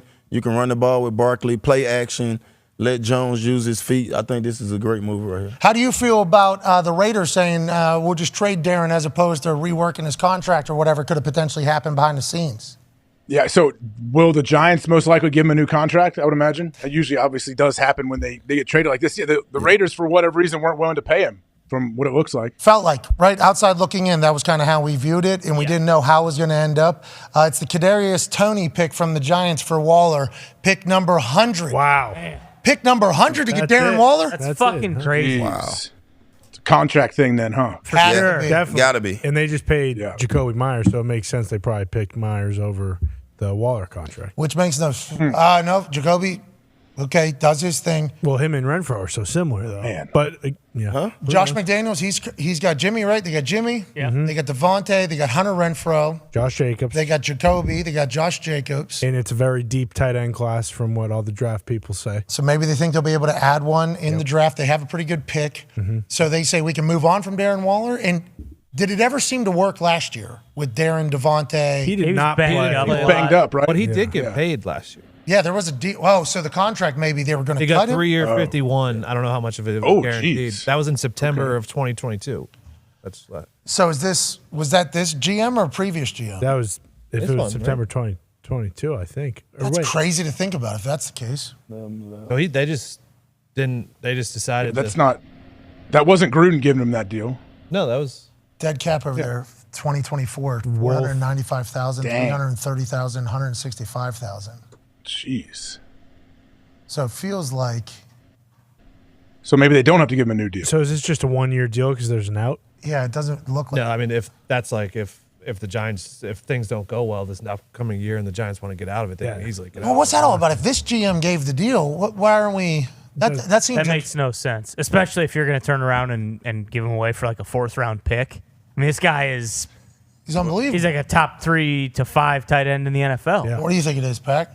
Darren Waller's under contract for 4 more seasons. Here's what the Giants owe him. 2023, $11 million salary, $200,000 workout bonus, and $1.25 in bonuses. 2024, $10.52, $200K, $11.5. Maybe he wants a new one? Is it? Well, and if it's 4 more seasons. If he just signed it. How does that make sense, though, if it was a 3-year deal and he has 4 more seasons under his contract? Or did they have him for a year with McDaniels and they said, like, maybe it just didn't work out? I don't know. Yeah, maybe it was just personality differences. They have, what's his name? Also at tight end. Who? 87. Why I can't think of his name. Morano? Yeah, Foster Moreau. Yeah, we understand that, but this is a weird thing to happen with the same GM. Like just being like, nope, I made this deal. I don't like it anymore. I'm going to get out. I guess Bill Belichick did it with Jonnu Smith. Yeah, but also the Patriots offense for the last 20 years has been centered around the tight end. So, like, it's weird that Waller would be the guy that goes. And also look at the amount of success Jimmy G had thrown to a guy like Kittle. True. Like, he likes like an athletic tight end who can control the middle of the field. I think this right here, I think who told us the other day, he's like, a lot of deals get played behind the Lombardi. The scene. Lombardi told us, and people don't talk about this. Obviously been going on. I think this has something to do with Carr, too, when Carr left, because I know him and Carr was pretty cool. Yeah, they were. There's a whole how it got handled and everything. Man. It's an interesting time to be a Raider fan, because you had Aaron there for a little bit, right? Yeah. Aaron was coming back with Devontae. Yep. Great stadium. Yeah, awesome. Great stadium in Vegas. Everybody loves it. The Raiders had talks for more than a year centered around Darren Waller, including nearly sending him to the Packers in his Devontae Adams trade. Now he heads to the Giants as a key weapon for Daniel Jones. I watched Ty Schmidt's eyes hit the back of his head right there whenever we read that second sentence. I did not know that. I know they were talking about it, but they made it seem like there was no way it was going to happen. Boy, I'll tell you what, I think things may have been a little bit different last year, and maybe Rodgers wants to stick around if he has a guy like Darren Waller at tight end. Giants are now, they don't have a true number 1 wideout, but if they get one, that offense it's already a good offense. Talking about OBJ. Yeah. Maybe. How are you working on a deal for a year, the past year, when he just signed the deal less than a year ago? None of it makes sense to me. What the fuck happened? That's why this had to be last regime, and we're just not putting it together or something. Yeah, because if this was this GM, and as soon as he signs a deal, he's like, all right, let's see if we can trade this fucking guy. Or him. Why would you waste that much amount of time to put the deal together? Like, why would you? I don't. And a lot of money. Yeah, it's a lot of money. I don't understand it completely. Why would they spend a year negotiating? This year, they would spend a year negotiating a deal that they just signed. That doesn't make sense. Would we ever know? Will we ever find out? Probably not. If Waller tells us. Yeah. Yeah, I'd like to hear what his side of it is, AJ. Going away. He's probably pumped, I guess, get a fresh start if he's happy, if he wants. Assumingly, he would have had to say that he wants out of there, right? Just got married. To Las Vegas Kelsey Ace. Plum, yeah. She plays there. Yeah, she's a doe. She won the All-Star MVP. Okay, so now we got to keep eyes on WNBA. Kelsey Plum potentially teaming up with Sabrina in New York at the Liberty. Hey, because there's a couple teams that are like, I think the Phoenix team, I think the Vegas team, really good, and the New York team. Oh yeah, New York this offseason got like 3 of the 5 best players in the WNBA. I think Vegas did the same thing after already winning. So you're talking about now, obviously, husbands and wives work in separate places all the time. That's right. But there's a chance that this could potentially sway the WNBA pendulum a little bit. Yeah, wow. Oh my God.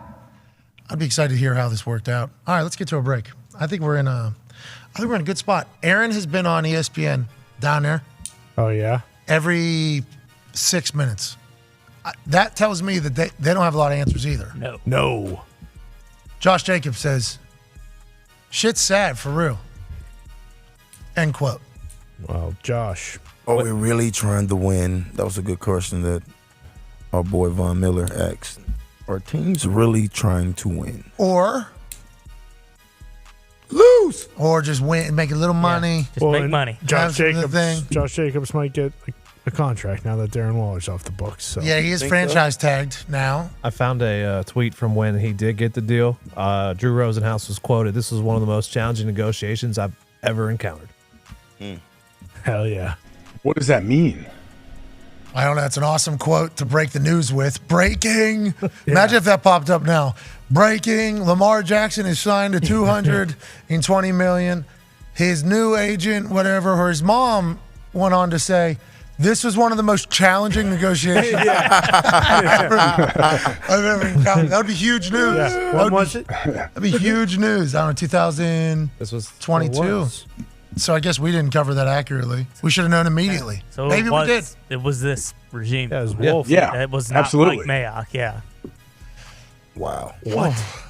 Well, anyways, good for the Giants. Hey, congrats to the Giants. Yeah, there you Aaron. go. Yeah. Day ball. Way to go, Brucey boy. Baby Bruce. Don't get D-Hop. Yeah. Yeah. Now, Final bro. piece of the puzzle. Is he getting traded? We'll find out next hour, won't we? Yeah. Yeah, it feels like with the OBJ to New York, I bet Buffalo's probably checking him. All right, let's wrap up the show in beautiful fashion on the other side of this break, okay? Yeah. Good energy. Let's break some news. Let's really break some shit down, too. Amen. And then let's end it all with a Pac-Man giveaway because he's going to bury some putts. That's what I'm talking about. Redeemed.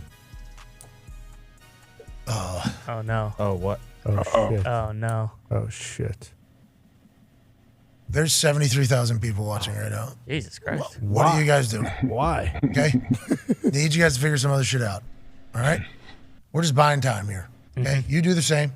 We appreciate you allowing us to be a part of your afternoon. And we've had some great conversations here today, haven't we? Yeah, absolutely. We've covered a lot. We haven't talked about 80% of the people that have gotten signed. This show is terrible. Okay? So we appreciate I mean, you can't hit them all. Let's be real. Well, there's a lot. They're all listed out here, and it's like Zach Allen went to the Broncos. We talked about it a little bit. Yeah, we did. I mean, you were so devastated earlier with Bobby Okereke. You drafted him. Formerly known as Bobby Okereke. Which the NFL told you was his name.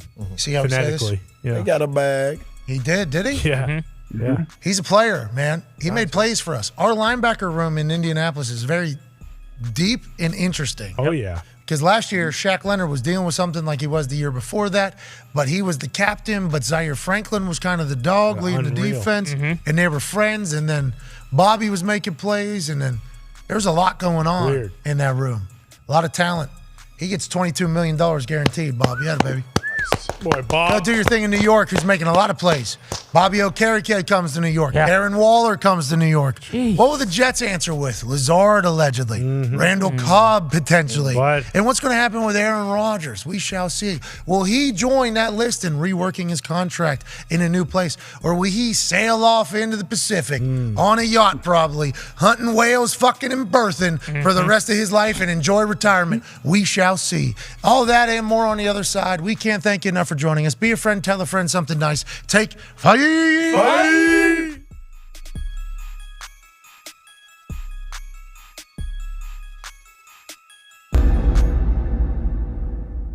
I feel really good. Like my body feels fresh, my mind clear. Like I'm gonna go do it tonight, I think, you know? Like I'm gonna go do it. 77,899 people going bananas. I thought I wouldn't be able to sleep last night. I thought that I'd wake up with high anxiety. That is not the case at all. I am so ready to get out there and do what I was put on this earth to do. I'll be walking out of that thing off. This is a big night because 11 years ago tonight, I had my match with Jerry Lawler wrestling.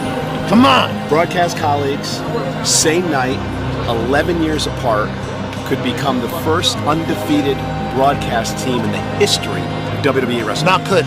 We will become. Only two superstars have actually commentated on the same WrestleMania that they had a match on. Pat McAfee joins that club tonight. Pontius is in and Party Boy's here. Pontius is here. Party Boy is in WrestleMania. Pontius' cheeks are out in WrestleMania. Now he's putting that thing up on Sami Zayn. I would like to say that that's the first time I've seen Pontius' ass, but that is not the case. Hey, look it. Weeman's here. Punches and bunches from Weeman. Weeman's so angry. Oh, look at this. Body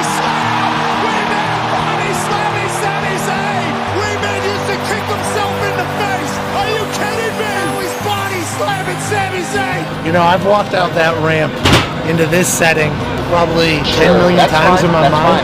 There was a time where every time I walked out of a door, I was acting as if I was walking into a WWE arena. So tonight, whenever I feel that energy, just hoping that I don't have a heart attack immediately. I'm hoping that I don't get too gassed, and I'm hoping I put on a damn good show because I've been thinking about this for 23 years. Let's walk the grill and do this thing, huh? I'm prepared, I'm ready, I'm excited. Hey, who do you want to see tonight? I want to see Pat McAfee tonight.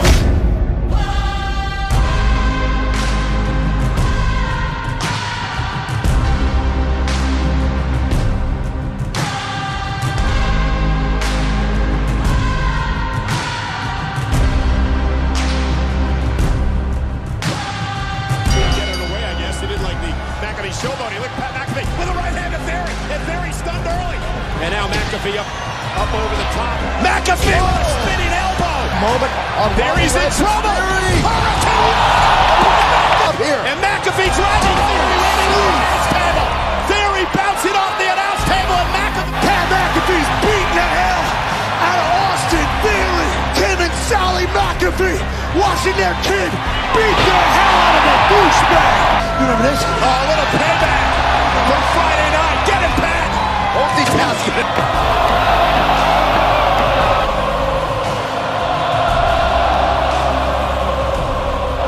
McAfee, McAfee lands on his feet.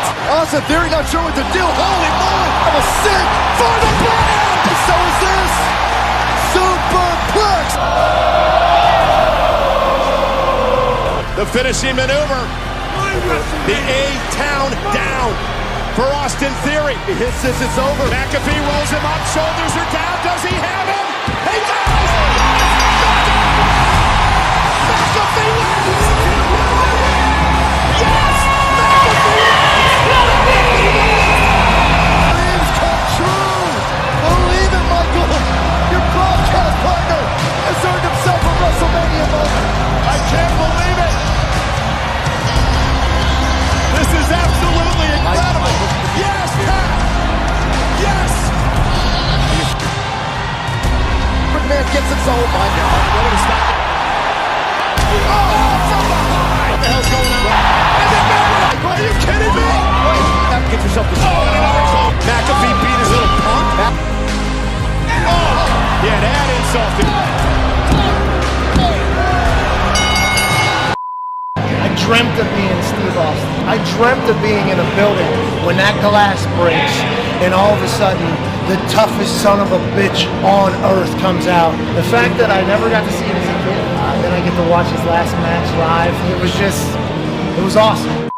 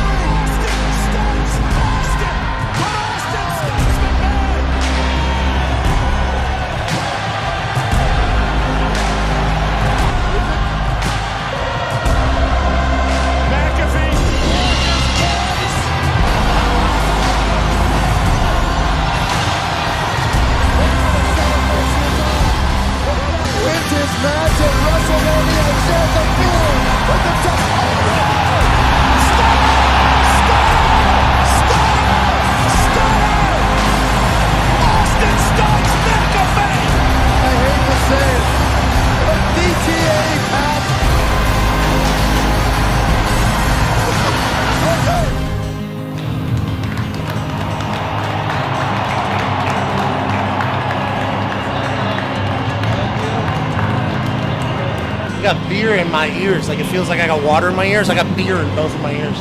But I just had the incredible opportunity and honor to chug beers with Stone Cold Steve Austin. Have a WrestleMania match that Vince McMahon was a part of. I'm living on cloud 50 right now, dude.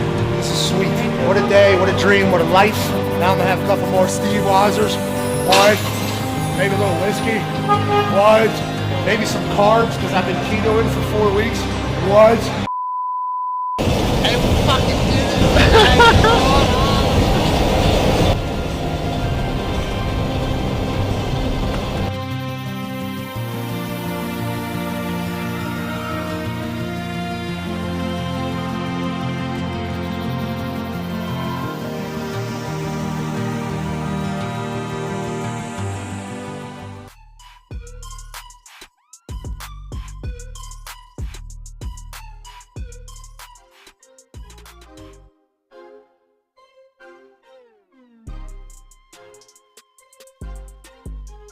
Hey. What? Let's go. This show fucking stinks. And the fact that you listen, we are very, very thankful for it. AJ, you never cease to amaze me with your toxicity, pal. You got a couple of these? God damn it! What the fuck are you doing? Fuck Boston.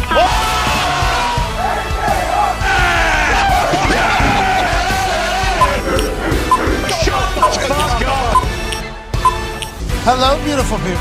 Welcome back to our humble abode, the Thunderdome. On this, wow, the NFL is very much alive. Tuesday, March 14th, 2023, Hour 3 starts now. Much better!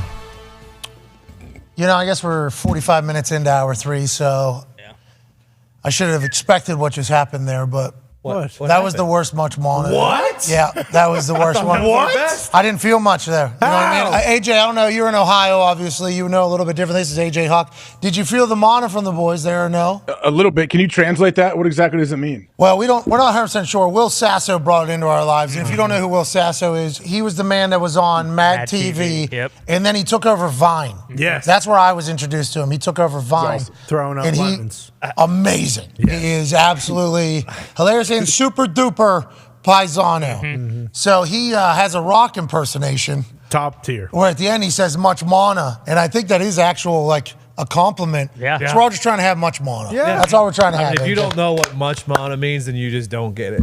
Bingo. You don't have and it. you probably don't have it. Yeah. Boom. Yeah, well said. Never get it. Nope.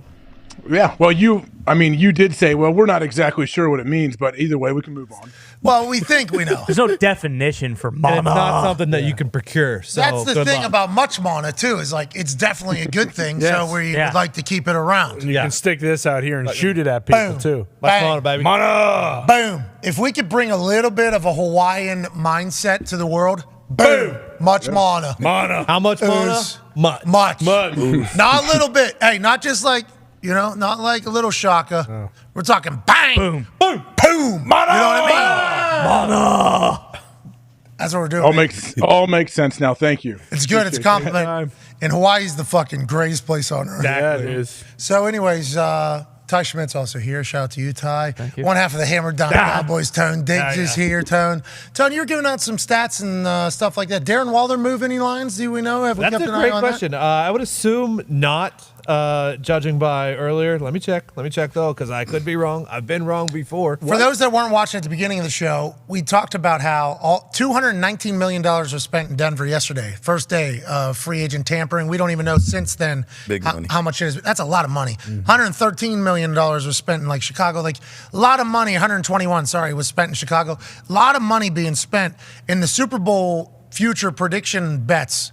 Did not change at all. From before $200 million being spent, after $200 million being spent, we don't think it did anything. So I wonder if anybody will be a mover. There's been times in the past where quarterbacks have moved, and obviously it's a massive move. There's been times in the past where quarterback move, and there's been no move. So you never know who's going to get a change, who's not going to get a change. Update. Okay. Those two teams right next to each other, right above, right on top of each other, New York Giants and Las Vegas Raiders. Teams involved in that trade. Yep. Same exact number still. So that's not so an update is that nothing still has changed. No update. The only update is that there There is is no no update. update. And that's kind of the expected outcome is what you said. Kind of like the Raji situation. So yeah, if but he that wasn't signs- the expected outcome. That's No, two the different- only update is there is no update.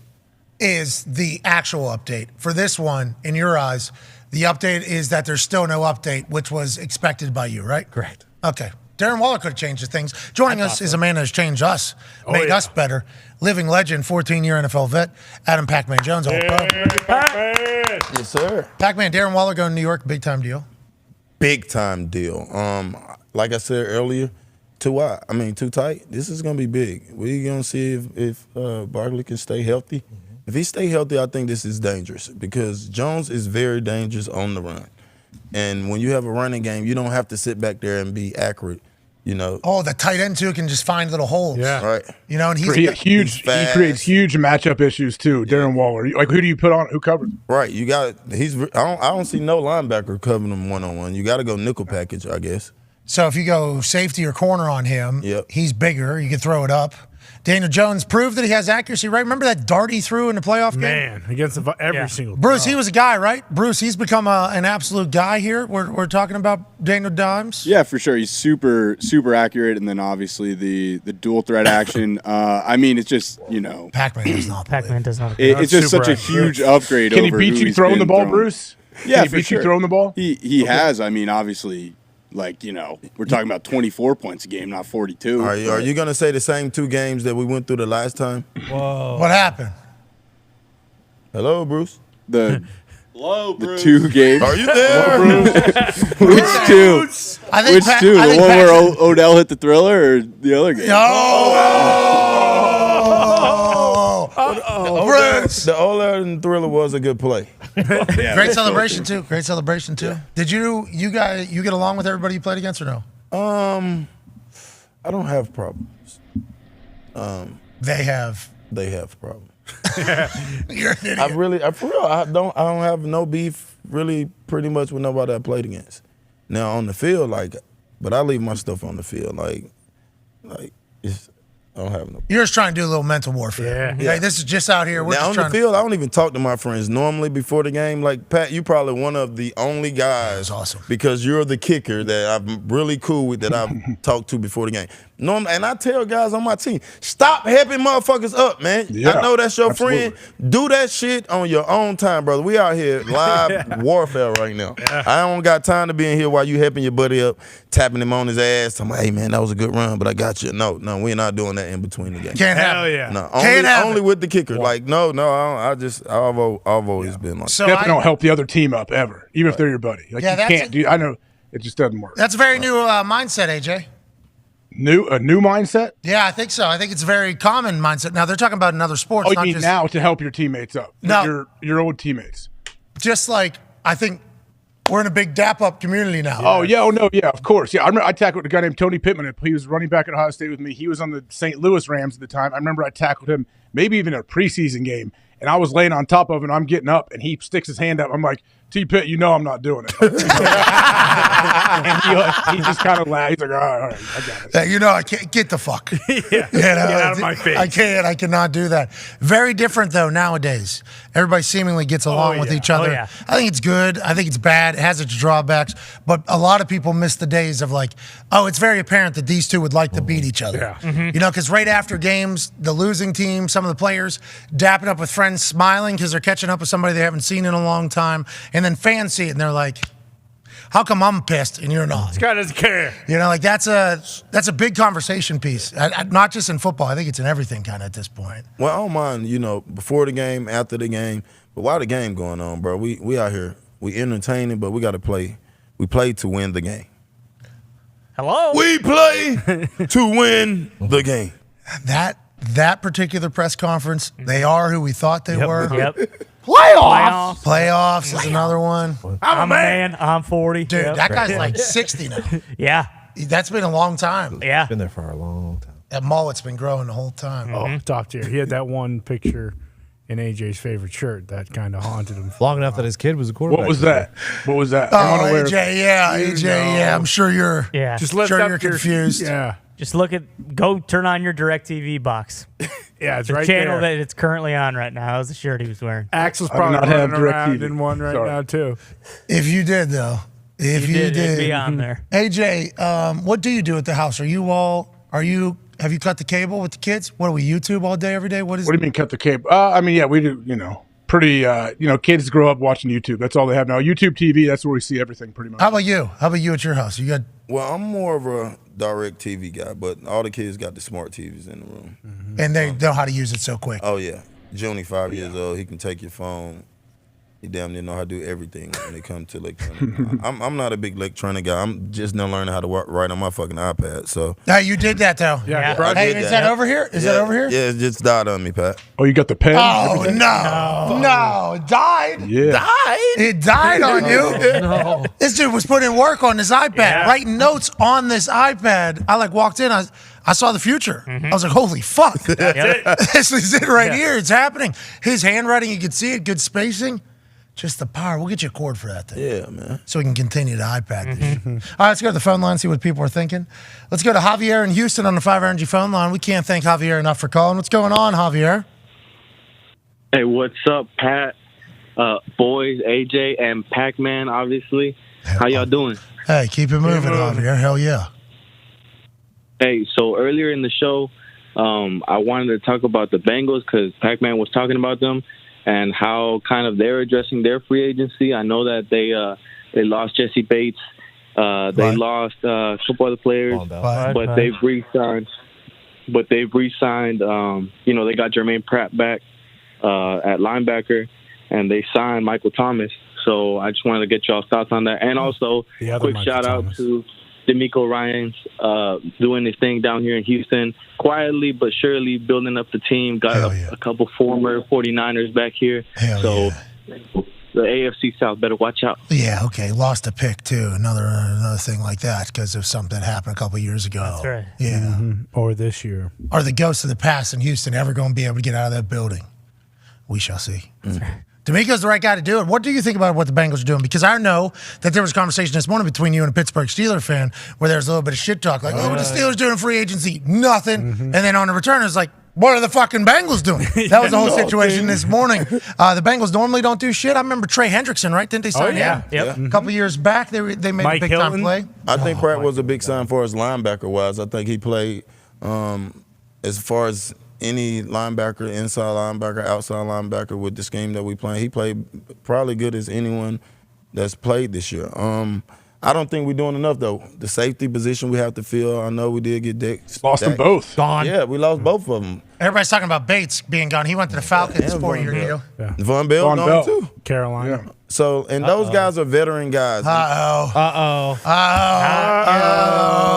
You hear it from the AFC North right there, Pac. It was a good time in the jungle last year, wasn't it? Remember that place was selling out? Oh, yeah. They were singing, having a good time. Yep. I mean, it was a great atmosphere. It was like a college atmosphere. Holy shit. These Cincinnati fans have been waiting for this for a long time. We got a guy, we got a team, we're ready to go. We're just in the Super Bowl last year. Now, we got holes at both safety spots. What's going on? Is everything okay? But that's fixable. With Lou Anarumo, it's fixable. He's the best coordinator in the game right now as far as no lie there. That's fixable. Safety-wise, it's fixable because we have guys up front that can get after the quarterback. Our cornerbacks are getting in rotation. We need another cornerback, and I think we just got to get a veteran safety, and we're probably going to draft the safety mid-second or third round. They're probably scared as hell to pay anybody because they got to pay Joe. For sure. You know what I mean? And Chase. And T. Higgins possibly. CJ has been linked to Cincinnati. He's still available. There's a lot of big names still available. CJ would be a great pickup. Obviously goes to Philadelphia, immediate difference maker from the Saints. There's a list of free agents that are still available out there. A lot of big names. Bobby Wagner, Orlando Brown Jr., CJ, Miles Sanders is out there. Will Compton obviously available currently for anybody. Yep. Is he on the list? Yeah, absolutely. But Gesicki and Juju, there's a lot of big-time names that are currently available either. Gesicki's available?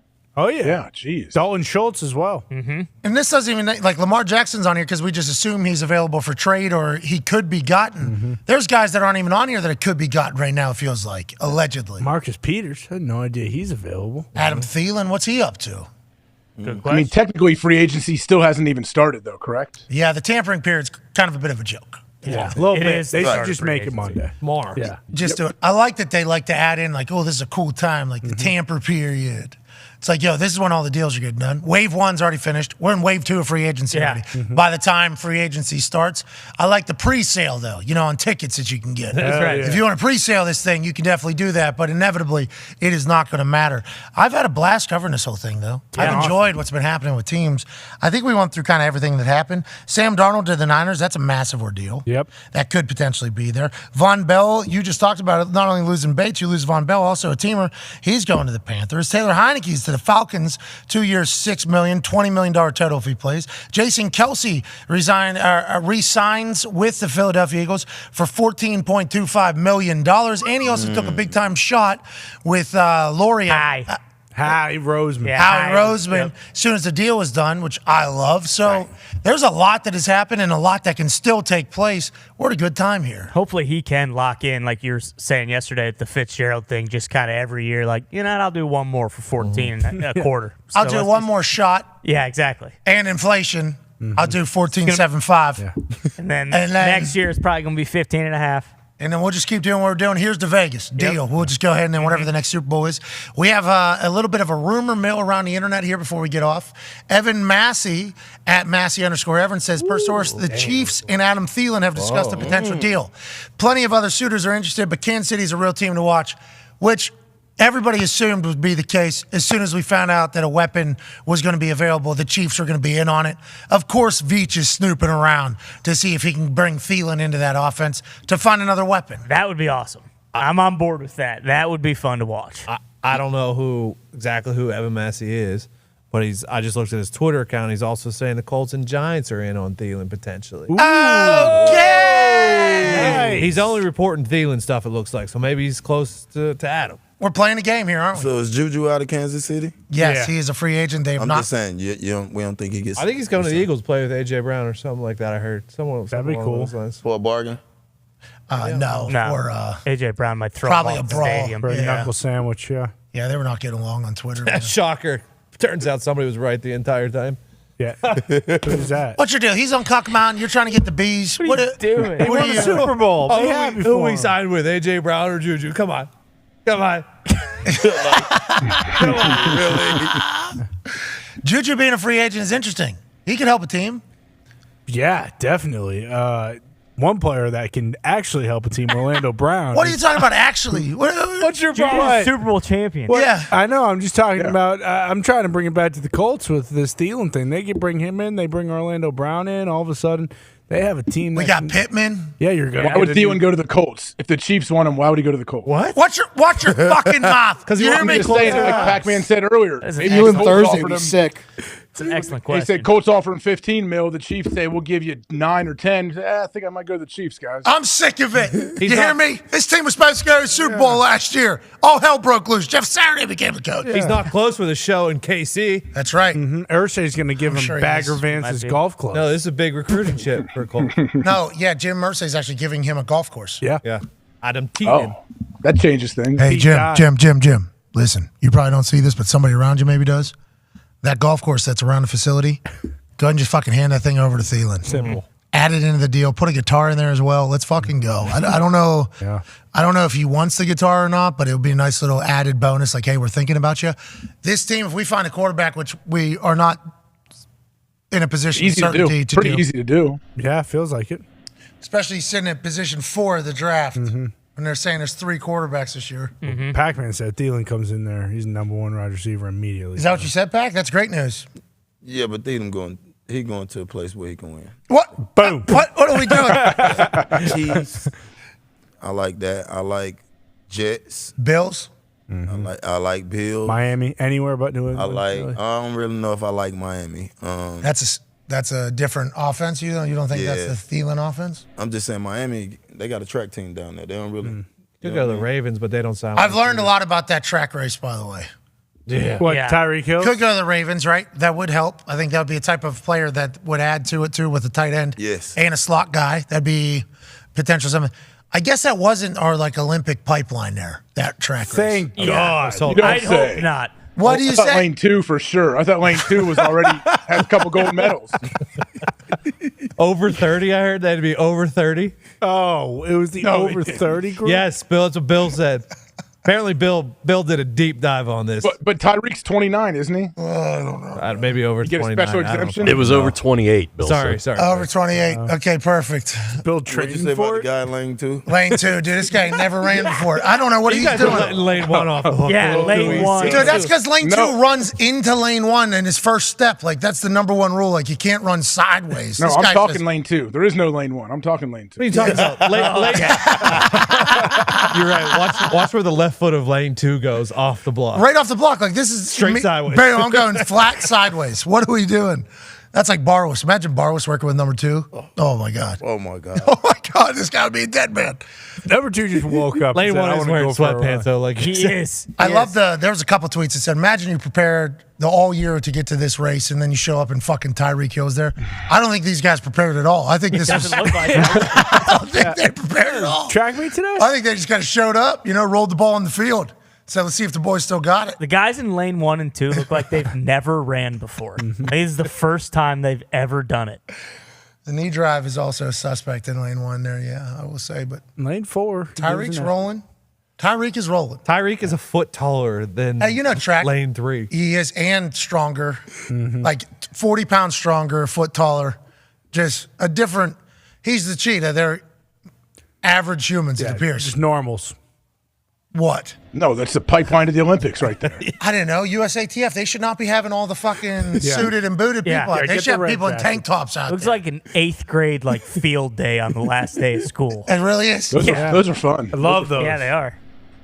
Track, 6'7", pretty good, though. 6'7", pretty good. For Tyreek Hill to come off the street from probably leaving the club, drinking a Mai Tai, it's decent. He's probably at Guy Fieri's bar down there in Louisville. What is that, 4th Street Live or whatever it is, that area? Having a good donkey time. sauce all night. Oh, yeah, and then he just goes out and smokes. So Guess I'll go up here and race today. I guess I heard there's a race for people who are over 28. Bingo, I'm 29.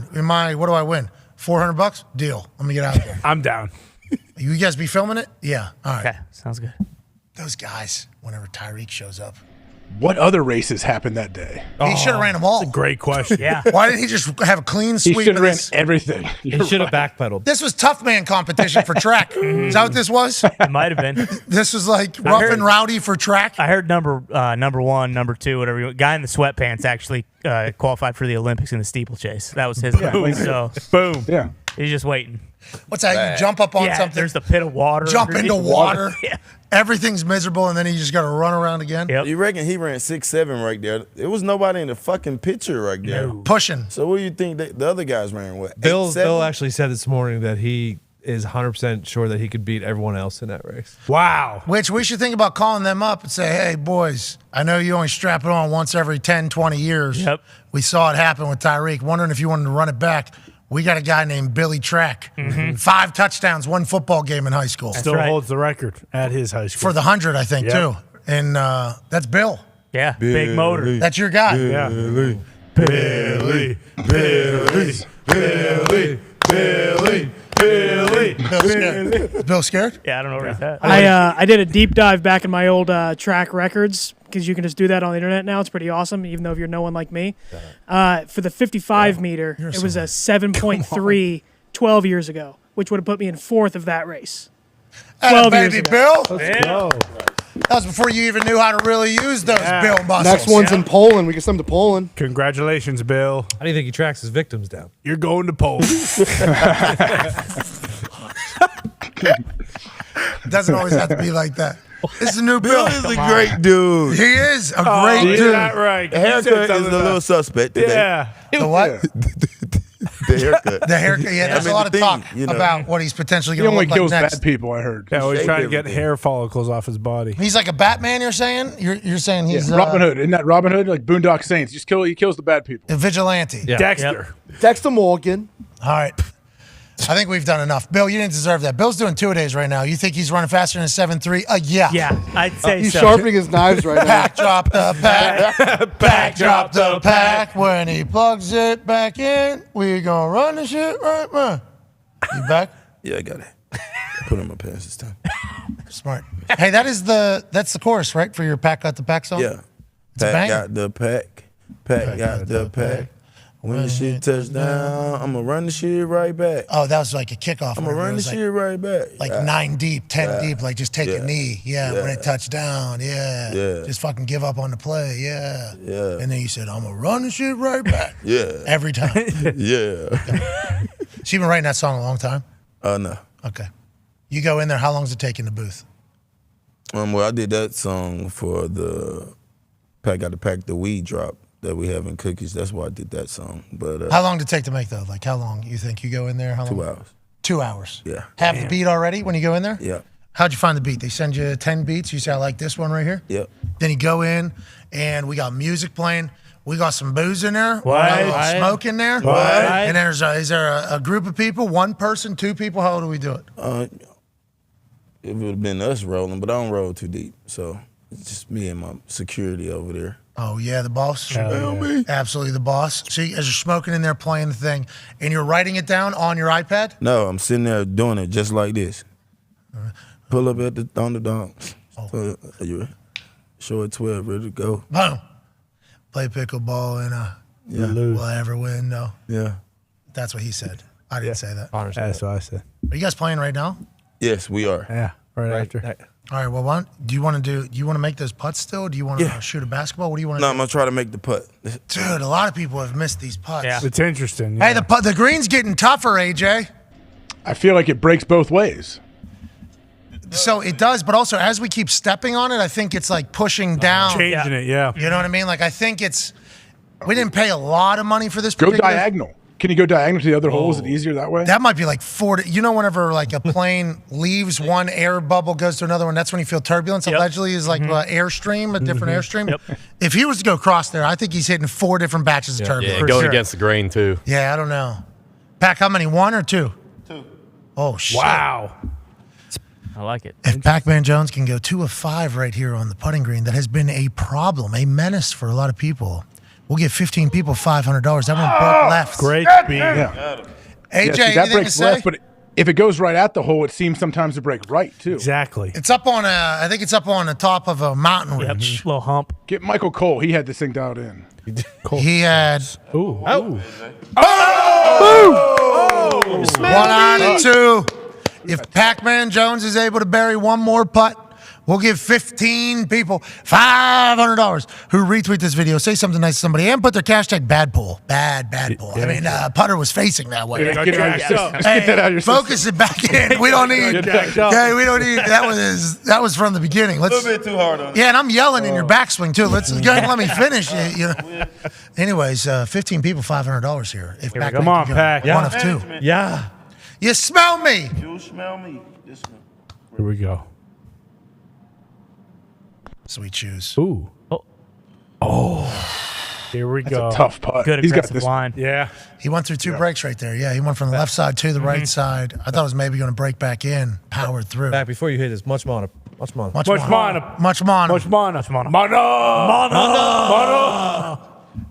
Pac-Man must make this putt. What the hell that mean, AJ? AJ didn't It's good. send you It's any good. It's a mana. positive thing. He did. I guess we wouldn't get it. We don't get it, Pac. Of course not. Pac gets it though. He's They making his definitely putt. get it. Pac-Man Jones, 15 pull. Get right. Jeez. Get right. Well, Thought that one was going in. Zito's asking for another one-on-one route with Bruce. Oh. But we should save that for tomorrow. Good idea. We should set that up for tomorrow, though. We should have like Bruce getting off the line. Is Pac letting him off the line? He just locked him up pretty much. He jammed him pretty good. You think I was going to let him catch the fucking ball? You know me. No, but I'm saying if you're pressing him, obviously he's not even going to get into his route. But I grabbed him pretty good, then I let him go. He's 225 though. Like, what are you? 180, 175, 180. So I mean, Bruce. If I didn't want Bruce to go nowhere, he wouldn't win nowhere. if Ty isn't throwing it 95 on the black, maybe I'll make a I'm play. putting it right on you, my friend. Yeah, he's got Do we have that I got a replay? small window. So I have a recording of it, but I was lost in the moment because it's on the tail end of the side of the whole thing. Pat got his hand in there real quick though. I mean, no matter how fast, the hand was in between Bruce's hands very quickly. Thought Bruce had a spin move, had a little space. He had a big body. He was posted up. Box out. He knew what was coming. If I make a catch right here, I'm telling everybody forever what happened. And Pat goes, boom, just right around him. But Ty threw gas though. I mean, it was. Ty was Bruce was heat. Was Bruce saying he threw too hard? I did not. Both of them were unbelievable passes. Put them right where I needed to. Oh, who's got this one? Look at him, AJ. Oh, jumped him. Boom. Oh, Give me that. Look at that. You saw Pat close on that. Yeah, He he said, and you see me there sleeping on it, a job actually. Upfield shoulder. He knows what he's doing. Yeah, absolutely. Let's go for the transition. This is why that W drill is so important at the combine. Watch him hit his plant foot, boom, out of his break. Here, the ball's out. Yep. Man, that guy would have been a great safety right there. Oh my God. You know what I mean? Just great Blow it up. safety over there. Covering tight ends. Getting physical with Big Bruce. And there's Bruce saying, well, Ty threw it so hard. I mean, what do you want? What do you want me to underhand it to you next time? All right, we'll be back tomorrow, hopefully with some more news. I believe, Pac, will you be back tomorrow? Yes, sir. I will be back. Hell yeah. Yes. Let's go. New Ben's out there today, AJ. New Ben's. Uh-oh. Yeah, it was a nice one. He brought it last week, but remember he hit it because he was scared. Yeah. Didn't want to show anyone. Put it behind a couple trucks, kind of hit it in so nobody could see it. Yep. This time, we got a chance to see it. It's a beauty. Show parked it. Oh, it is a beauty. Number 6 overall. Yeah. Old CBA. Oh. Jeff Fisher, right? Jeff Fisher was the man, wasn't he, Pat? Jeff Fisher was the man. He's fucking spoiled, but man, kind of. I always thought that every head coach in the league would be like Fisher. Didn't work like that, but You still talk to Jeff Fisher? hell yeah, that's my dude. He's come on this show a couple times from an obvious fishing or hunting cabin. Yeah. And he is just so chill, so cool. Feels like a great guy. I've never really met him in person. Unbelievable guy. Unbelievable guy. Like, he's a player coach. I'll say that. All right. We'll be back tomorrow, hopefully with some more news. We'll follow everything. We'll keep everybody updated. AJ will probably know more. He will not say anything. Nope. That's Per what we're usual. staring down for tomorrow. Big thanks to Schulte for joining us today. Yeah, Big thanks to almost 70,000 people, 73,000 people watching at one point. What a Tuesday. That's very, very stupid. I'll be excited to see what happens tomorrow. You all are the best people on earth. Let's continue to enjoy this life. Let's celebrate sport a little bit, huh? Hell yeah. And that's what we'll do tomorrow for another 3, 4, 5 hours, depending upon what happens. Be a friend, tell a friend something nice. We'll see you tomorrow. Goodbye.